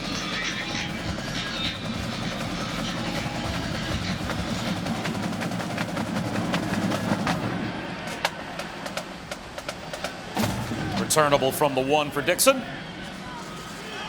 And he'll be brought down inside the 10-yard line. Well, that's about the only thing that has not gone well outside of a couple of moments in the first half. A couple of giveaways for Clemson, but they were immediately able to answer, and Trevor Lawrence in this offense just looks unstoppable. Yeah, they were dominant. You know, you talked about the 2 mistakes, but when they wanted to run the football, Travis Etienne was able to. And then through the air, I mean, Trevor Lawrence did whatever he wanted with the football. And so as an offense, you're going, man, we were outstanding. And then defensively, you gave up one play, right? They gave up one play. And so the challenge for them, just mentality-wise, is how much can they lock in and continue to be in a dominant mindset? For Georgia Tech, it's, hey, this is a new half. Let's go play as hard as we possibly can for our young football team. Little dump off to Ladson to start off the second half for Trevor Lawrence. And he continues to add to what is going to be very quickly an over 400-yard performance. As he's got Lynn J. Dixon in the backfield.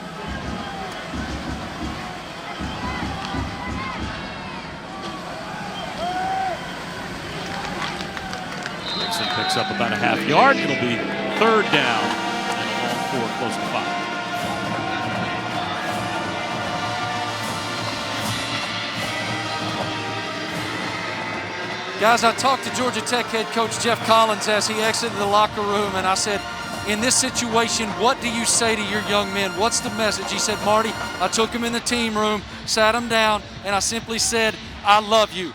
I love you on Friday night when you beat Louisville, and I love you today when you're down big to the #1 team in the country. Just keep fighting. Fight for what we're building, because we're building something special here in Atlanta. That's the message, guys. I love you. That matters. Like, that's a big deal to players. Everyone's aware of what the situation is. And when you get your coach to come in and say, instead of screaming and yelling and minimizing you and belittling you and tell you how much you stink, for him to go, hey, we move forward, right? Your actions have to match your words. And if you're going to be a coach that tells you, don't focus on the results, but we got to be in the process, your actions better follow. And Jeff Collins did that. Trevor Lawrence just out of the reach of Amari Rodgers, or it would have been another home run shot for Clemson. Good job by using motion. You see Lawrence catch that snap. The motion creates leverage, and he takes his shot down the field to Amari Rodgers, and just outside that left stretched out hand. Clemson coming out and being aggressive, right? Third down conversion, they want to take a shot against some play action coverage or quarters coverage with play action down the field to Amari Rodgers.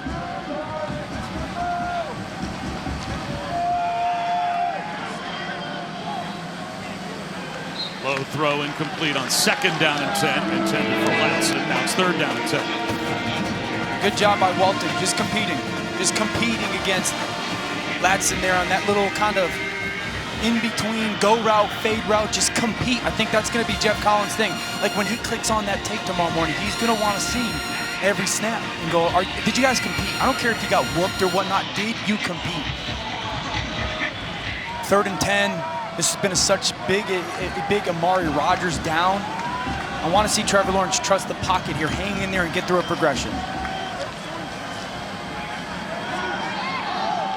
Another deep ball. And this one out of the reach of E.J. Williams, the freshman. So a drive that will end in a punt for Will Spires. That ends a streak of 5 consecutive possessions for Clemson that resulted in a touchdown. But it's a good start for Georgia Tech, right? Like, it's a good start to come out of the half. First of all, you give up a third down conversion on 3rd and 2 on the slant route, but you recalibrate, you reset, and go, okay, defense, we're just going to continue to punch and plug away. Good start defensively for Georgia Tech.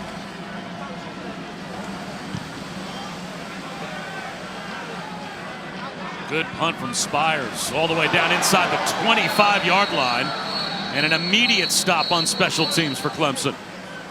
Dante Smith had nowhere to go. Booth with the stop.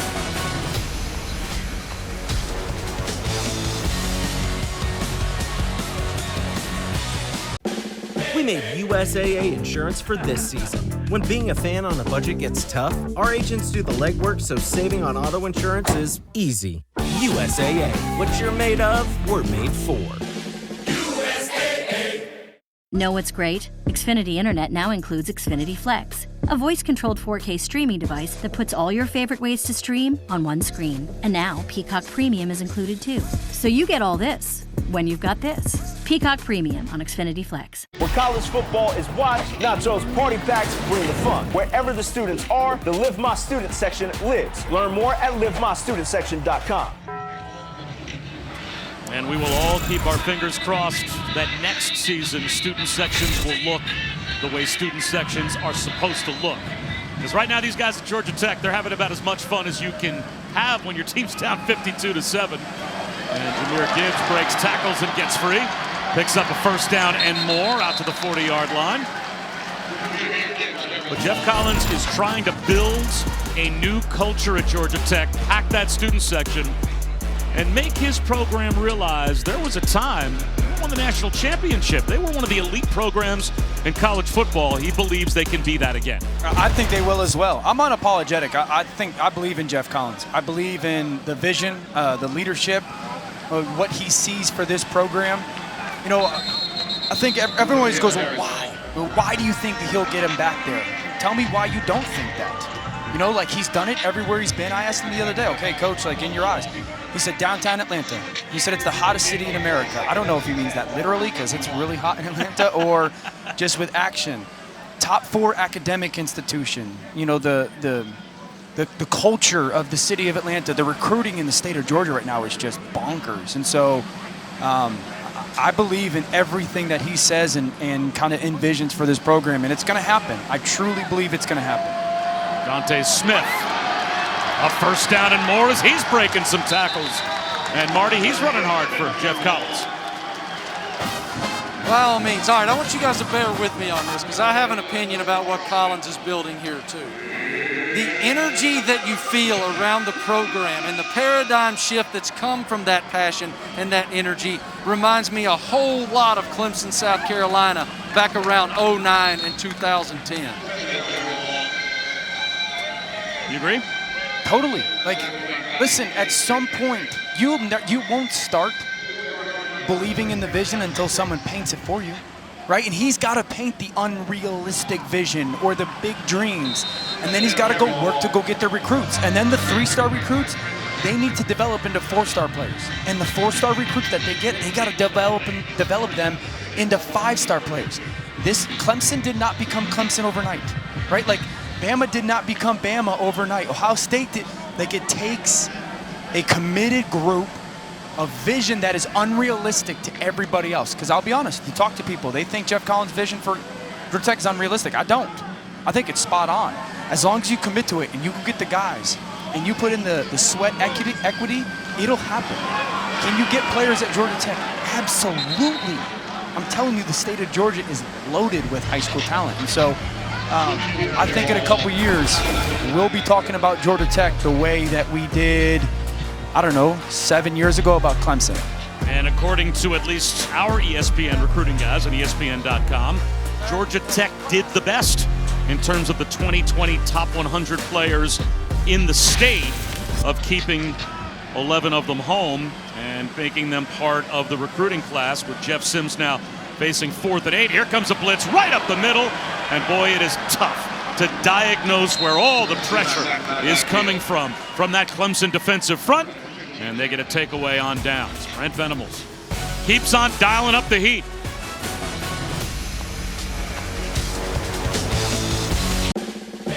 We made USAA insurance for veterans like Martin. When a hailstorm hit, he needed his insurance to get it done right away. USAA. What you're made of, we're made for. Know what's great? Xfinity Internet now includes Xfinity Flex, a voice-controlled 4K streaming device that puts all your favorite ways to stream on one screen. And now Peacock Premium is included too. So you get all this when you've got this. Peacock Premium on Xfinity Flex.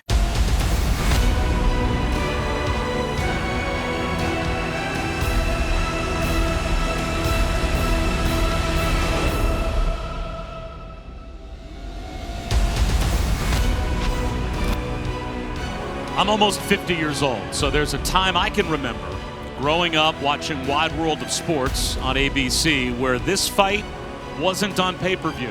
And tonight, it's not on pay-per-view. Like, this is about as good a fight as you could hope for to ever get for free. Lomachenko Lopez, and we will have it for you It looks like the quarterback switch has been made by Clemson, as expected. Chez Malusi. I was actually 2 Heisman Trophy ceremonies ago. I watched both those guys fight separately. Lopez fought to begin the night, and I just remember, I'm not a, I'm getting into boxing. I don't know, I'm not a know-it-all about boxing, but I just remember watching the fight and being like, man, I don't know who this guy is, but he's remarkable. And then Loma came out, and Loma's entrance was like, wait, what is this? Like, me and my wife were sitting there, and I'm like, what is going on? It was this spectacle, and I did not know a ton about it, and then I watched this fight, and Loma is just this technician and just abusing his guy. It's wild that 2 years ago I saw them each independently fight, and then now they're fighting tonight for free. Like, I could go home, turn on ESPN, and I get to go watch that fight tonight. Like that, I'm consumed by watching that tonight. I can't wait to see it. It is Tyson Pumachan at quarterback now for Clemson. 3rd down and 12. The pocket collapses and he will go down.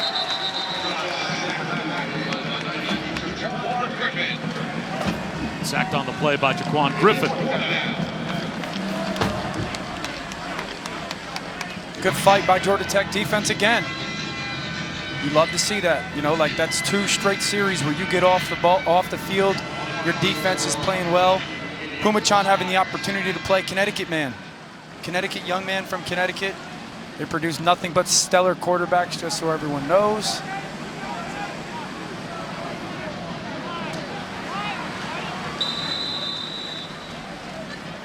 We'll put up our top 5 quarterbacks in Connecticut history coming up a little bit later on. Do we have 5? Sure, we've got 5 to count. Time now for the Allstate playoff predictor. And Clemson, well, not surprisingly, in the ACC, the heavy favorite to reach the college football playoff. Now, 3 games from now, they play Notre Dame. Notre Dame ranked number 4. North Carolina, the 5th ranked team in the country. We'll have them on ABC tonight, taking on Florida State in Tallahassee. You're number 5 in the country, according to the poll.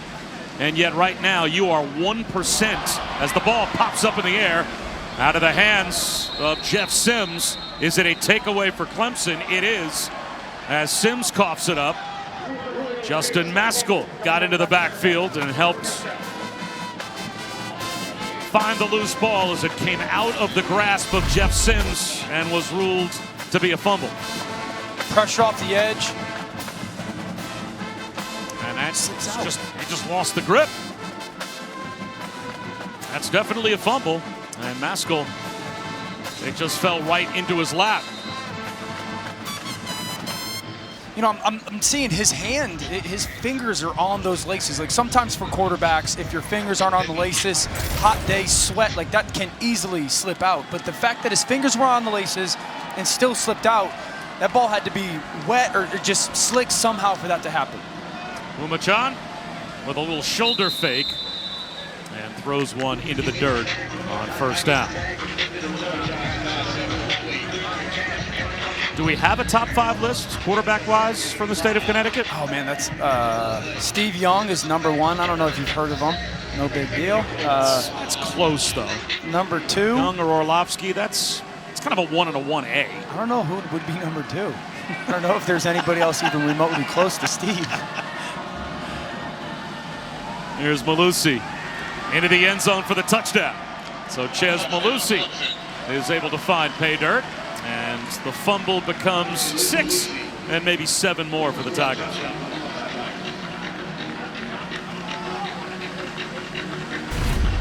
Good offensive line just creating some space for Malusi. A zone read, Malusi patient, and then burst through for the sophomore out of Naples, Florida. Can't turn the ball over versus anybody. No matter what level of offense, string-wise, you're playing against Clemson, they're more than likely going to convert. All Clemson looking very much like the number 1 team that they are.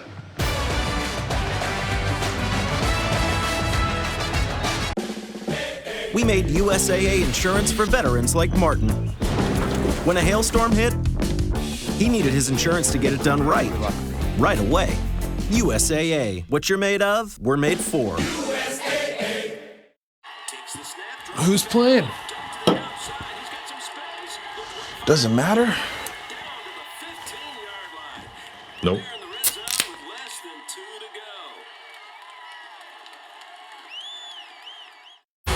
Tonight, it's UFC Fight Night from Fight Island. Brian Ortega takes on the Korean Zombie in an action-packed main event. Prelims at 4 with the main card at 7 Eastern on ESPN Plus. In English and Spanish. To get ESPN Plus, go to ESPNplus.com or download the ESPN app.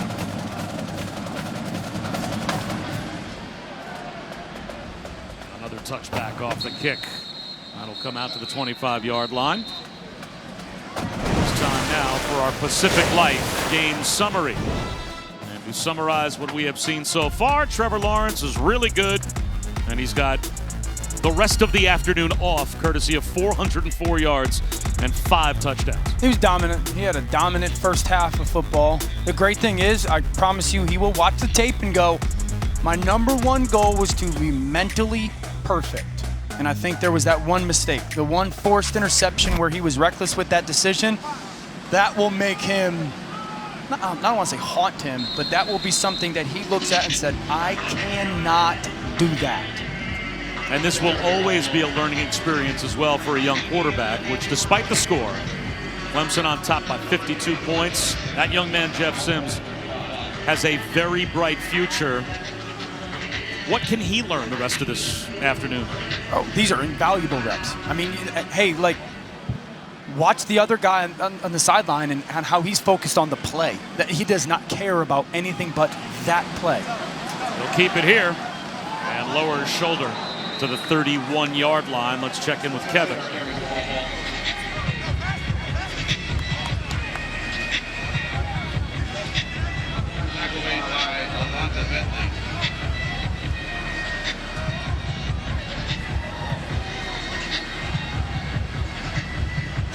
You make enough of them, plenty of opportunities to bounce back. It's not like there's 1 or 2 around. You know, but just Jeff Sims again, like that's hard for it's all growth, and quarterbacking is a developmental position. And so the mental aspect of, you got to lock in on that play. Don't care the score, be great in situations, lock in on this moment where we are. Looking to run here and gets back to the line of scrimmage. Marty, Jeff Sims, the learning curve continues for a freshman quarterback. And it's quite a learning curve, Bob, certainly playing against the #1 team in the country. I talked to Sims this week about what it's like to step on campus and be the starter right away and what might have come that he didn't expect. He said, man, I expected a lot of mistakes early on, and I've definitely made some, but they're fixable. That's why I'm not beating myself down about it. I'm my biggest critic, always have been. I know where to fix it because I'm not afraid to be critical of myself. That's something I've always done. Now it's just on a bigger scale. And he'll go back and look at the tape today. He'll see what he did wrong, and he'll work to correct it. We talked to Jeff Collins about Sims the other day, and he was telling us the story after the Syracuse game. You know, he did not play well in the Syracuse game. And Jeff's office sits right on top of their field, their stadium field.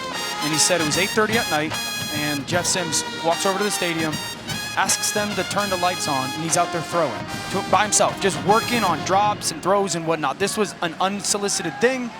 This was a young man going, I didn't play the way that I want to play today. My standard is higher, and I know that I've got to work. And when I'm done working, work a little bit more. And when he told me that story, I said, man, that is so impressive that the young man decided, just because I had a game today doesn't mean I can't get better. And very, very encouraging that he's got this special talent, but his awareness and his want to get better is high. Yeah, the story that struck me was when he was talking about how he noticed as Boumachan goes back to work. He's going to throw it on 2nd and 7. He's going to take a shot for a deep ball down the sideline. And that is through the hands of Joe. And it's incomplete, but that he seems to have a relationship with everyone on the team. That when he was named the starter, he was a true freshman. And at the first practice, sees all of these upperclassmen go over. And he's got like secret handshakes with half of them, and already had developed a relationship with a lot of players that he had barely been on the practice field even with. And Jeff Collins said the last time that I saw that was Dak at Mississippi State. As Pumachan throws one to the sideline, that's incomplete on 3rd and 7. So, those intangibles, that kind of electric personality, that magnetic quality, that instantaneously he is drawing older players to him as a leader.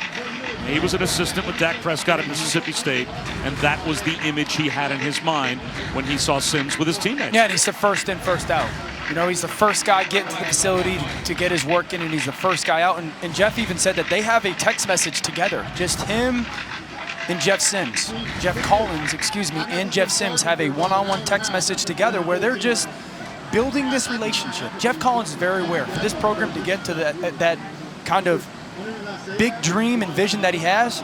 It's going to be because of number 10. Number 10's got to become a big-time player, and the relationship is such an integral part of that.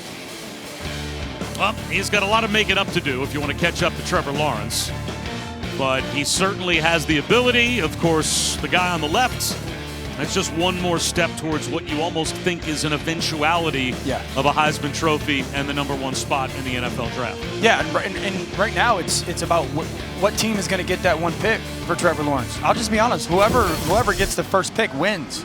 I don't care if you go 0-16. I do not care. Jets fans, Giants fans, whoever. I know you don't like to hear it, Bob. Well, someone was saying this to me the other day. What would you do? And I said the comfort that I take as the Jets broadcaster, I almost look at their quarterback situation, I don't want to say a no-lose situation. Yes. But if they won a few games and didn't have the first pick, and the worst-case scenario is they've got Sam Darnold going forward, a player that I still think is a $20 stock selling at $2. Agreed. I think Sam Darnold is absolutely capable of being a top 10 NFL quarterback, given the opportunity, given the weapons to work with, and given, the chance to have an offensive line in front of him that's also quality. Now, having said that, if the worst case scenario becomes you go 0-16 and you draft what might be the best quarterback and most highly rated quarterback since John Elway to enter the NFL draft, and it looks like Trevor Lawrence is going to be that, how is that a bad thing? No, listen, the 0-16 isn't great, right? No coach, player, I have one. No coach, player, general manager wants that on their resume. But at the end of the day, when you get the most important person in college football is the head coach. There's no debate about it. It's the head coach. The most important person in the NFL is the quarterback.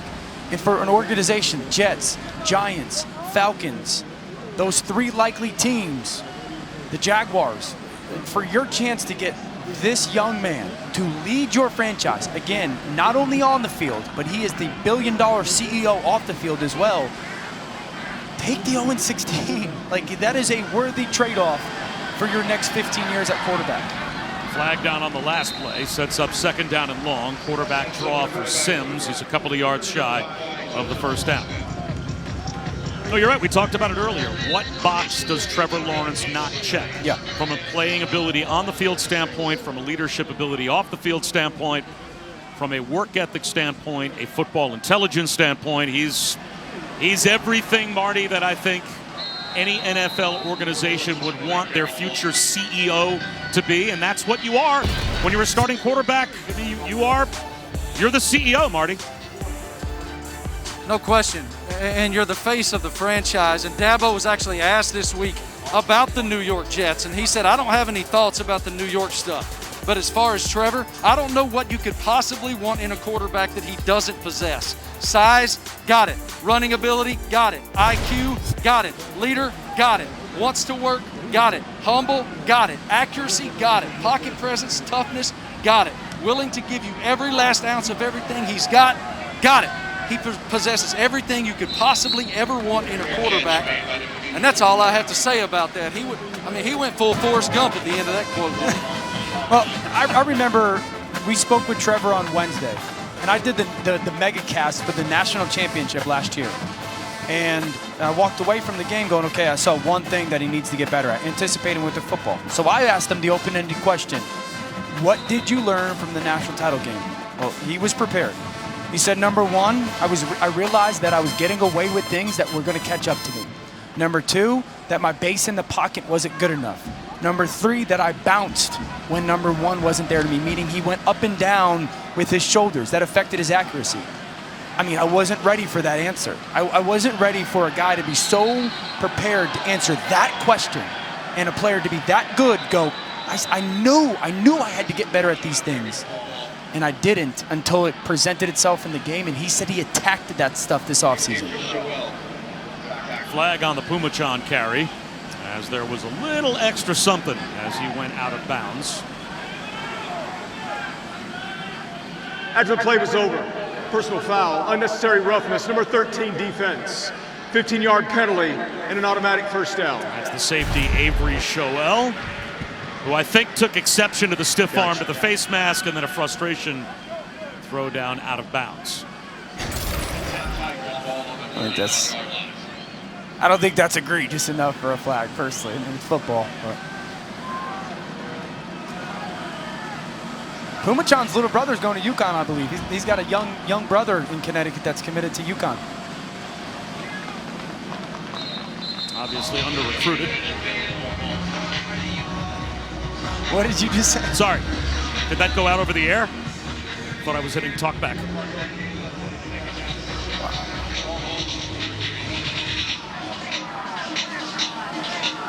Tyson Pumachan, a redshirt freshman from Bridgeport, and not far behind Pumachan on the depth chart is one of the top quarterback prospects in all of college football, as Lake can't pull that one in.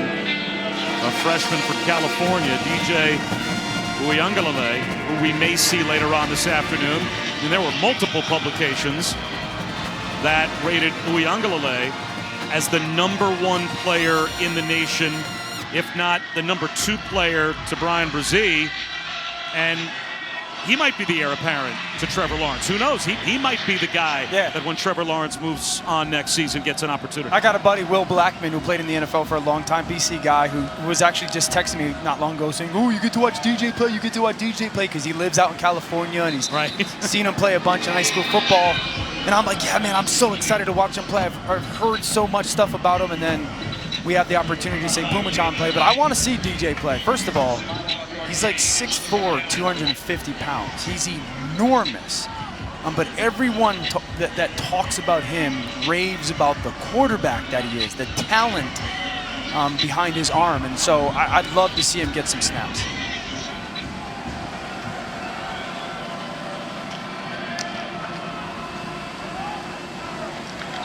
Right at the first down line to gain on the dive forward.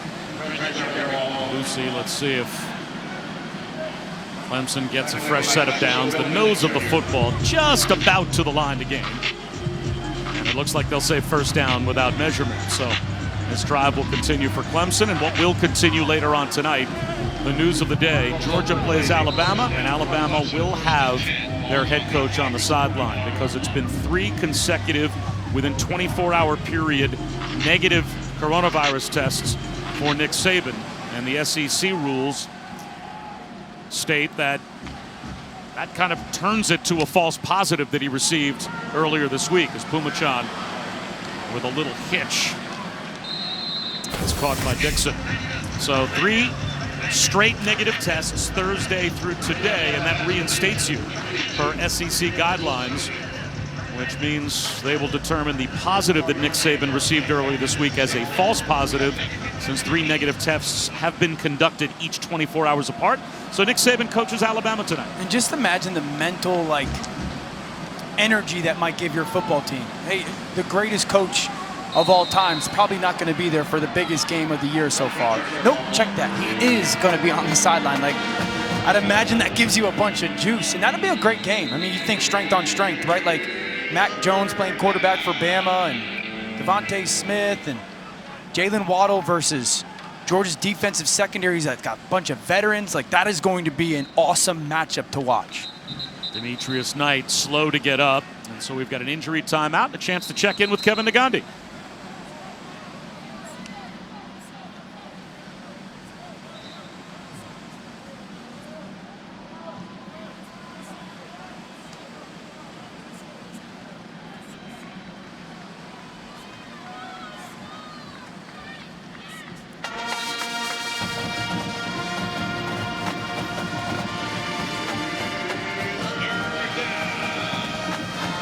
Which would be a worse loss there? I guess you'd have to say Kentucky going to Knoxville and beating Tennessee on the road rather than Auburn losing on the road to South Carolina. But for a couple of teams still in the top 20, not good losses today if those scores hold for Auburn and for Tennessee. Yeah, I'd agree. That Kentucky one would be a little bit more jarring. Kobe Case up the middle dances close to a first down. And that should take us to the end of the third quarter. Trevor Lawrence, an opportunity with 5 touchdown passes in his pocket to watch the rest of this one. We'll come back after these messages. Word from our ABC stations. That's the end of the third quarter.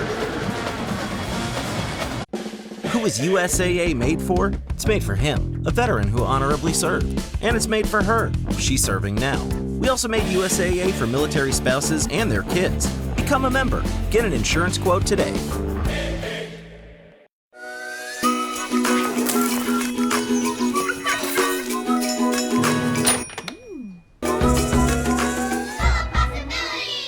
Buy 3 participating items and save $20 at Fanatics.com. See WeAreTailgateNation.com for details. Who's the Tiger King over the last 5 years? It would be Dabo Exotic. That's some kind of a haul, right? 5 straight trips to the playoffs, 4 national championship game appearances, a couple of college football playoff championship trophies, and that earns you an extraordinarily uncomfortable cartoon tribute here on our ESPN college football coverage. I cannot wait till our next production meeting with Dabo and to talk about that mustache. Like, I cannot wait, because that will be the first thing that he brings up is, why'd y'all put that mustache on me? I don't got a mustache. Tyson Pumachan, it looks like, has gone back to the locker room, so Hunter Helms, another true freshman and a walk-on, getting an opportunity at quarterback now for Clemson here in the fourth quarter.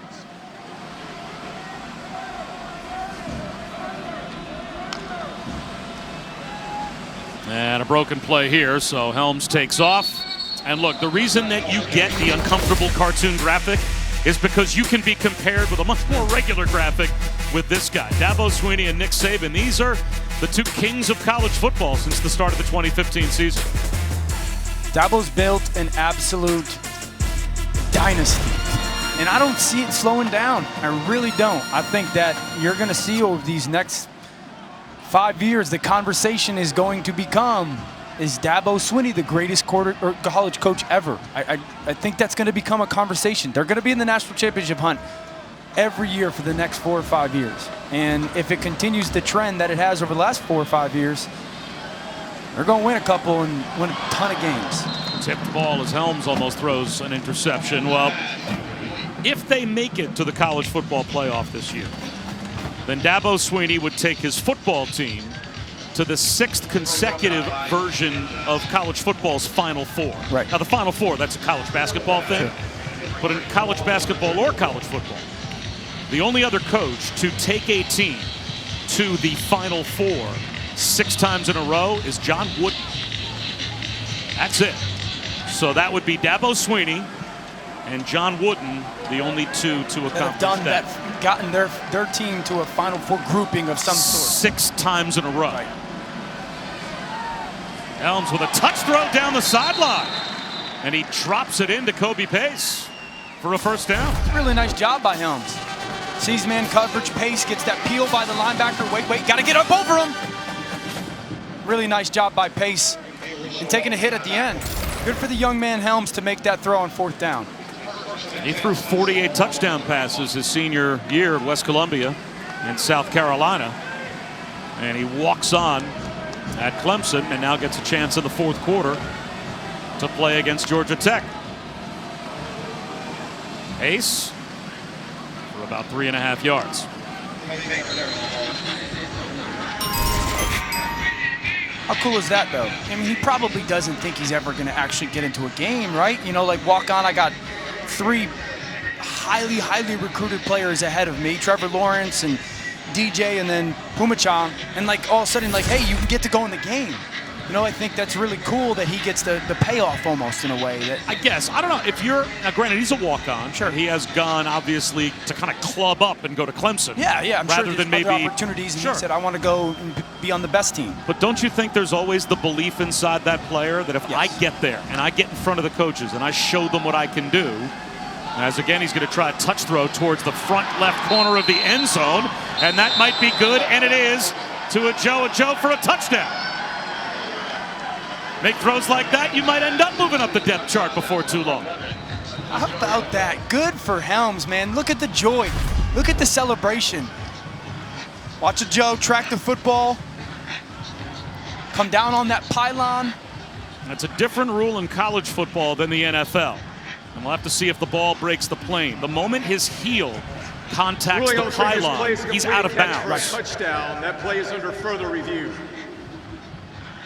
In the NFL, that pylon, that's just a marker. In college football, you are out of bounds the moment you touch the pylon. So you'd have to see that as he's backing up to the goal line. Where's the ball, right? That the ball breaks the plane before his heel touches the pylon. It looks like it does, but that is something that replay will have to take a look at. I think it helps, too, that that ball's in the right shoulder almost. Like that ball is going to be drifted towards his right shoulder-ish. And he pulls it down on his right side, which looks to be crossing the plane and in the end zone. And this is probably the best look that you would get. We don't have a camera, it looks like right down the goal line, but heel on the pylon, his whole body, the rest of his body seems to be over the goal line. They rule it a touchdown on the field, and hard to imagine that the replay booth would change that. But two really nice touch throws by Hunter Helms. Beautiful. I mean, that was a great throw by Helms because enough air to, again, allow the receiver to make that adjustment. You get thrown into the game, and it's like, hey, young man, go make a fourth down throw. Great, beautiful throw. And like, hey, we're going to give you the opportunity to throw a touchdown here. Take advantage of it.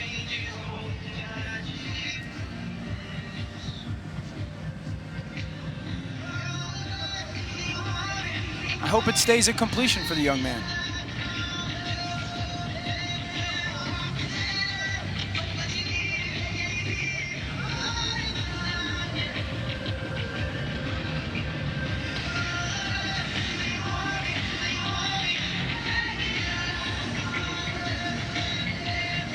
There's that old saying, if you're a lawyer in court, the longer the jury stays out, the more worried you get about the verdict. If it was a touchdown, they'd probably have told us by now that it was going to stay. But right now, okay, where's the clock?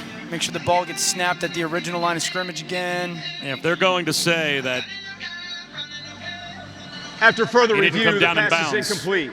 It'll be 3rd down and 7 at the 18-yard line. The clock is correct, and we'll start on the snap. And that's that pylon rule in college football. Once you contact the pylon, you're out of bounds. And so it would have been his first career touchdown pass. Instead, it's off the board, and it's 3rd and 7. Yeah, but you know what? I'm sure on the sideline, they're talking about what the play call would be if it was ruled incomplete, obviously. So, hey, Hunter, stuff that you like. Let's get a concept that you like, stuff that you feel good about seeing so he can have an idea of what they're going to call and think about it to operate as good as he can. Instead, it's a sprint draw to Kobe Pace. Pace running players over and picking up a first down. Just a beautiful handoff. Sprint draw, you get the defense to flow one side to the other. You see the set by the offensive lineman. Try to take advantage of an over-aggressive 3rd down defense, and then Pace just a good finish on that run.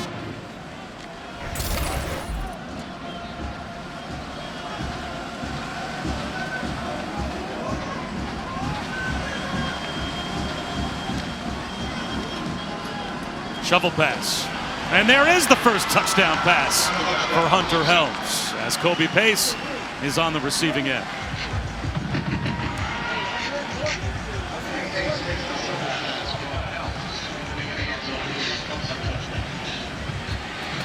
Sometimes shovel pass is challenging for a quarterback. But watch him go to his left, read that defensive end. Once that defensive end comes upfield, you just kick that underneath like a little option pitch. It's easier for a righty quarterback going to their left because they're so often used to pitching with their right hand instead of left. Good operation.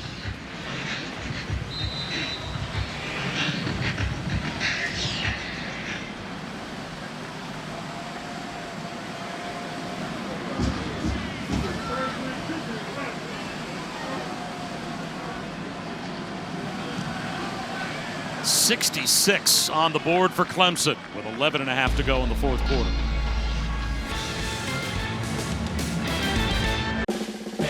We made USAA insurance for veterans like Martin. When a hailstorm hit, he needed his insurance to get it done right away. USAA. What you're made of, we're made for. Who's playing? Doesn't matter. Nope.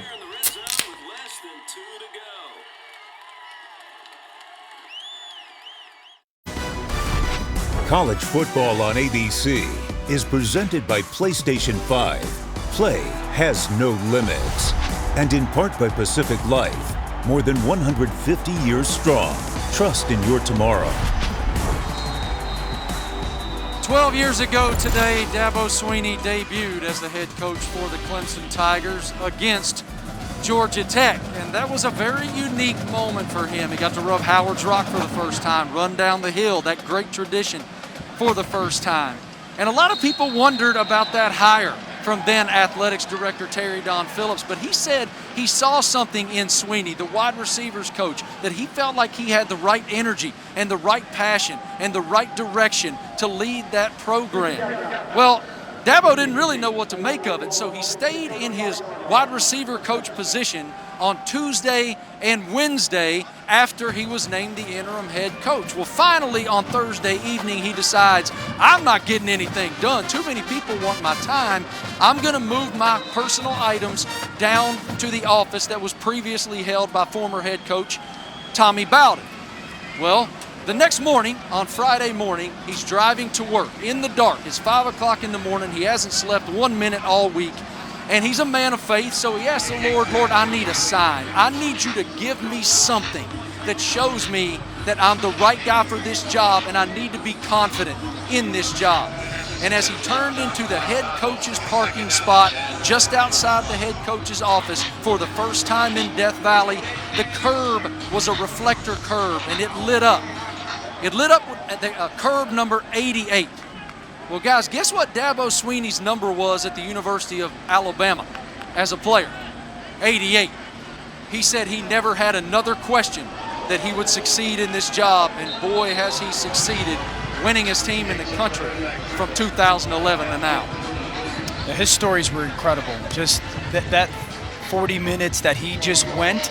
I think the biggest thing for me, Marty, was just feeling the kind of the emotional journey that he took us on. You know, it almost felt like it happened yesterday. He was saying Tuesday morning, Wednesday afternoon. Like, this is almost 15 years ago, 12 years ago of these stories, and he's kind of like they just happened recently type of mind frame, and just you feel how appreciative of the journey that he is, how much he believes in what he's experienced. And he said, like, that's why our team and our program is the way they are, because the experience that I had initially at Clemson.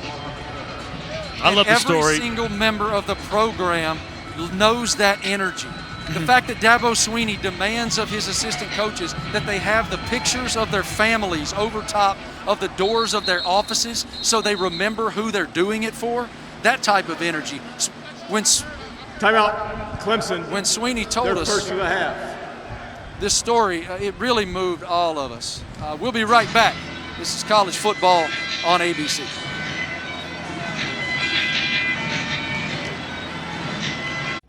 Who is USAA made for? It's made for him, a veteran who honorably served. And it's made for her. She's serving now. We also made USAA for military spouses and their kids. Become a member. Get an insurance quote today. Experience the Xfinity Sports Zone, where you can find games, news, and highlights all in one place, right on your TV. Now that's simple, easy, awesome. Click, call, or visit a store for details. Welcome back with our Pacific Life game summary. And to summarize most of this game, Trevor Lawrence is really good. Sees vision on the safety, jump down on the tight end. I know I've got space to go through Amari Rodgers on this post. Got to put air on it. Beautiful touchdown throw. Little play fake, toss. See that linebacker flow? Even if you're not in perfect coverage, this is an absolute dime the Davis Allen. Then the athleticism. Going to my left, righty quarterback, flip my hips, square my shoulders, and throw an absolute rope to Frank Ladson. We've talked all day about how good he is. But it's awesome when you watch it on the field and you go, man, as much as you say about the young man as a player, he might be better. And he's a special talent. Well, in 8th grade, he went to spring football practice for his varsity high school football team and beat out the incumbent senior starter as an 8th grader. So he goes into fall as a 9th grader and becomes a 4-year high school starter. Then he goes to Clemson, and 4 games into his freshman season, of course, takes over, and what at the time seemed on the surface like kind of a controversial quarterback change. And no one thinks it's controversial anymore, as all they do is win, and he has become a national championship level quarterback, and he's just at every level seemingly has proved to have been born to be a starting quarterback for a winning football team, and it's just gotten better and better as the years have gone on for Trevor Lawrence. I think the thing that I love about his game the most, again, there's thousands of them, he protects the football. Like, he values the football. For as much as they've thrown the ball, 13 career interceptions is darn good. When you have that ability and then you value the football, that's what makes you go, man, this is a can't-miss player. This guy is a can't-miss guy at the quarterback spot. Well, making people miss is Michael Dukes. And we can remind people, just turned 21, correct? He just turned 21. Not long ago. And so he's going to go into the NFL as a 21-year-old. Joe Burrow, last year's #1 pick, was 24. And Joe Burrow had the greatest college season I've ever seen a quarterback have. And I love Joe Burrow. He's going to be a superstar in the NFL. He's 3 years younger. Trevor Lawrence is 3 years younger. Like, he'll be into his second contract or in conversations with a second contract at the same point that when Joe Burrow was drafted last year.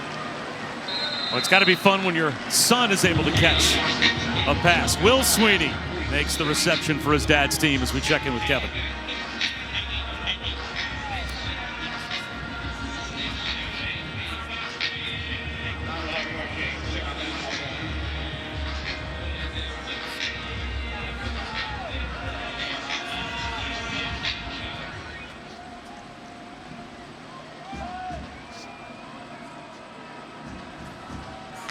Wow, and convincingly so, as Hunter Helms on a rollout to the sideline. Will Brown makes the catch. Down to about the 35-yard line. Marty? Guys, as we've stated throughout the broadcast, Lawrence is certainly the #1 pick in next year's NFL draft, and you wonder how someone with that much acclaim, deserved acclaim, and that much of a sterling future is able to stay in the moment. And he was asked that this week, and I loved what he had to say. Just understanding that more than likely this will be my last season. I really just appreciate where I'm at. It's kind of bittersweet because I realize how fortunate I am to be at a place like Clemson, surrounded by really good people. That makes it a lot easier to be great where my feet are. Touchdown, Tigers. Good play-by-play, Marty. I mean, just, do you see, and he took us to break in the last segment as well, showing I'm out. We're maximum versatility. We probably should. We should just do a headphone drop right now because there's nothing he can't do. Should Marty take the replay? Quick wide receiver screen to a Joe. I mean, this is a big young man now. 6'3", 210 pounds, violent, finish, long strider, get in the end zone. Shockingly, Clemson has another young, promising wide receiver. And to Marty's point, that Trevor Lawrence really is looking wide-angle lens at his whole life. Yeah. And the fact that I understand I'm in a special place, it speaks to the Dabo Sweeney Clemson culture we talked about earlier too. It's the best place in America to play right now. If you're a young man who wants to go win a ton and have a ton of fun. 16 leads that front. We made USAA insurance for this season.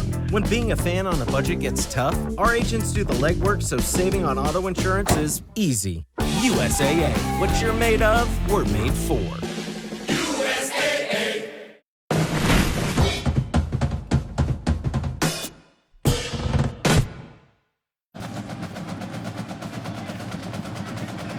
What's that thing on Twitter right now? How it started, how it's going. I think we just saw it. A helmet comes off, and you have to stop playing football if your helmet comes off. I believe that is going to be a penalty, I think, against Georgia Tech. And players have to be separated with 7.5 minutes to go in what has been a Clemson trouncing of the Yellow Jackets.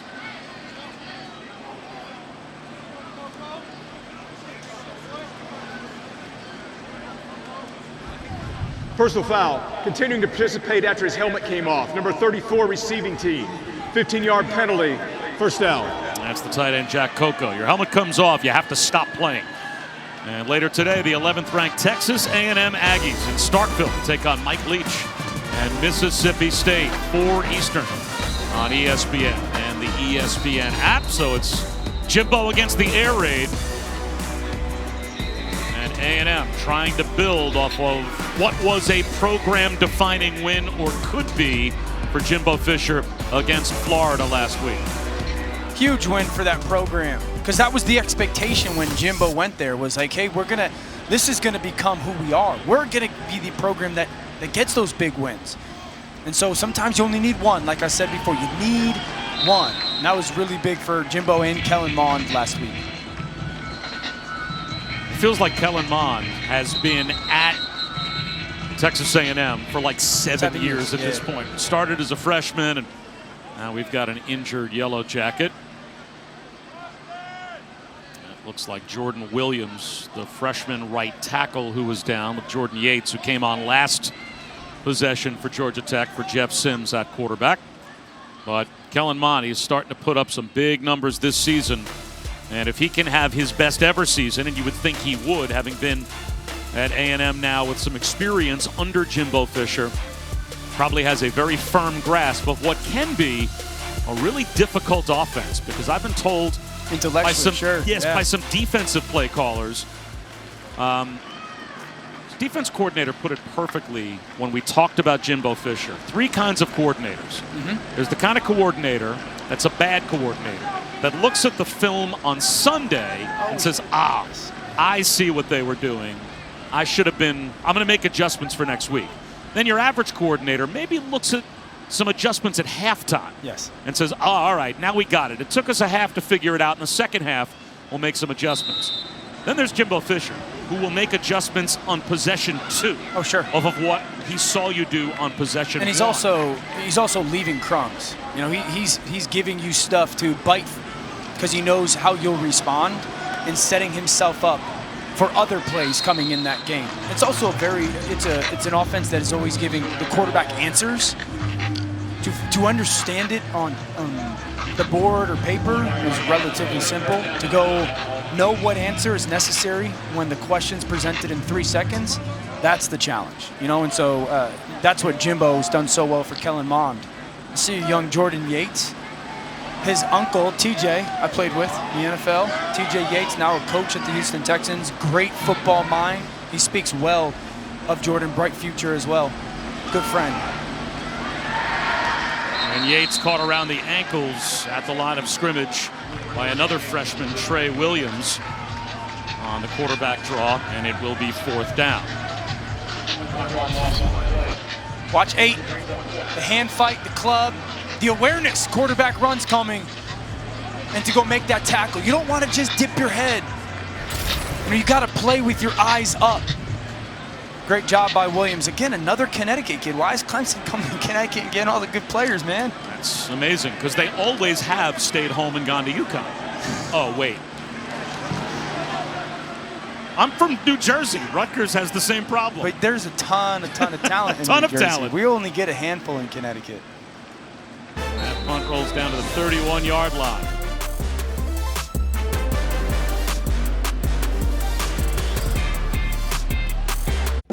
Who is USAA made for? It's made for him, a veteran who honorably served. And it's made for her. She's serving now. We also made USAA for military spouses and their kids. Become a member. Get an insurance quote today.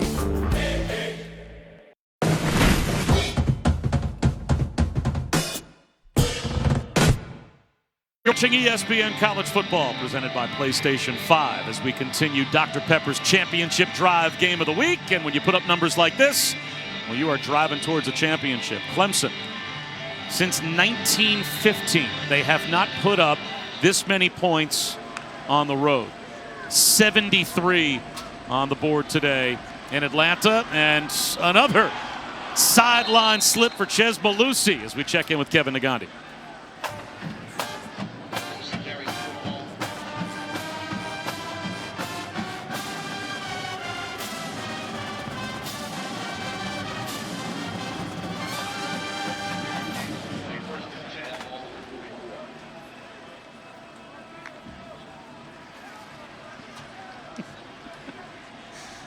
Well, there's so many things to unpack there. Booger taking a shot at you. Somehow Kevin Nagandi weasels a temple highlight into the cut-in. You know he's producing from the chair, right? There's no way that highlight makes it if he's not anchored. Hey, can we get Bob and Dan to cut in and we'll do that temple highlight? You know, I'm sure there's a bunch of people at home dying to see that score.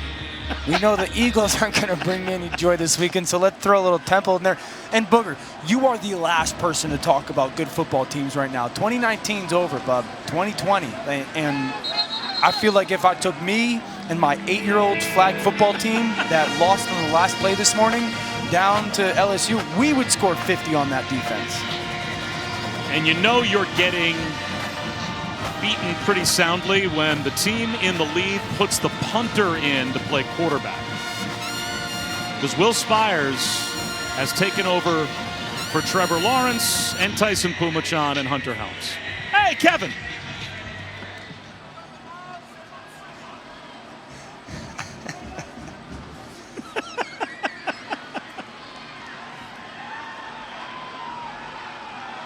Yeah, it is definitely the kind of job that people run away from as quickly as possible to a promotion. I think you're right. I think you encapsulated it perfectly, as a matter of fact. Oh, you're doing a heck of a job. The only thing this show is missing from Dan's standpoint is some type of a highlight of Booger missing a 3-footer. Well, we're going to have plenty of opportunities to have that sometime. Trust me. Booger's notorious. You're still away. By the way, Will Spires just completed a pass. And now Chez Malusi, with 3:44 to go, picks up a couple of more yards. You know, for a Clemson team that still has Notre Dame, number 4 in the country, lurking out there 3 games from now. And on top of that, they get to a championship game. You think there's probably a pretty good chance they will in the ACC. Maybe they meet North Carolina. Yeah. So I guess big picture, you know, all the folks in, say, SEC land or Big Ten land, they have liked to look at the ACC and said, this conference is nothing but Clemson, and they just destroy all the competition. Mm-hmm. The rest of the conference is nothing but a bunch of pretenders. And yet this season, those in the AP poll are saying not so fast, as they borrow a line from Lee Corso, because they're going to take Miami and put them in the top 10. Notre Dame in the top 5. North Carolina is in the top 5. Is this a different year in the ACC? Will one of these teams finally rise up and really give Clemson a run for their money, or are we just looking at the same old Tigers beating everybody by 5 touchdowns? Yeah, listen, it's college football. You never know. You got 18 to 22-year-olds that got to show up every week, and we know the state of our world right now. If you're going to have the chance to get Clemson this year, your secondary has to win the game. Like, you have to dare Clemson with Frank Ladson and Joseph Ngata, these young receivers. You got to go, you guys are going to beat us. I'm not going to let Trevor Lawrence beat us. I'm not going to let Travis Etienne beat us. You got to challenge those guys on a consistent basis to go downfield and make contested catches. So if you're asking me what team on their schedule do I think secondary-wise can do that, I'm a big believer in Jeff Hafley at Boston College. Really good defensive mind. Can he get that secondary to play out of their face? I don't think so. Because, again, then you got to do enough to score offensively, because Clemson's defense just is bonkers. Notre Dame, Kyle Hamilton, a big-time safety. Like, could they play secondary football enough and score enough points? I don't see anybody in the ACC that can do that to Clemson. This will be a 30-second timeout. Well, you mentioned, obviously we've been talking about Trevor Lawrence all day, but the Clemson defense jumped out almost as much to you on tape as their offense did. Yeah, just the violence of their defensive line and the ability to get off of blocks, and then how everybody just runs to the football. You hear coaches say all the time, we got to get our hats to the football. And it shows for Clemson. And it was on their tape, and then they've got these unique blitz packages where, okay, where are guys going to come from? Everybody comes unblocked, and it's just this explosive defense that, you know, there's a lot of moving parts, and it comes at you so quickly. But then everybody goes to the ball. I remember watching tape this week against Miami, and there was a clip where all 11 guys for Clemson's defense on a handoff met the tailback basically at the line of scrimmage. Like, and I marveled at, like, this defense is dominant as well, as much as 16.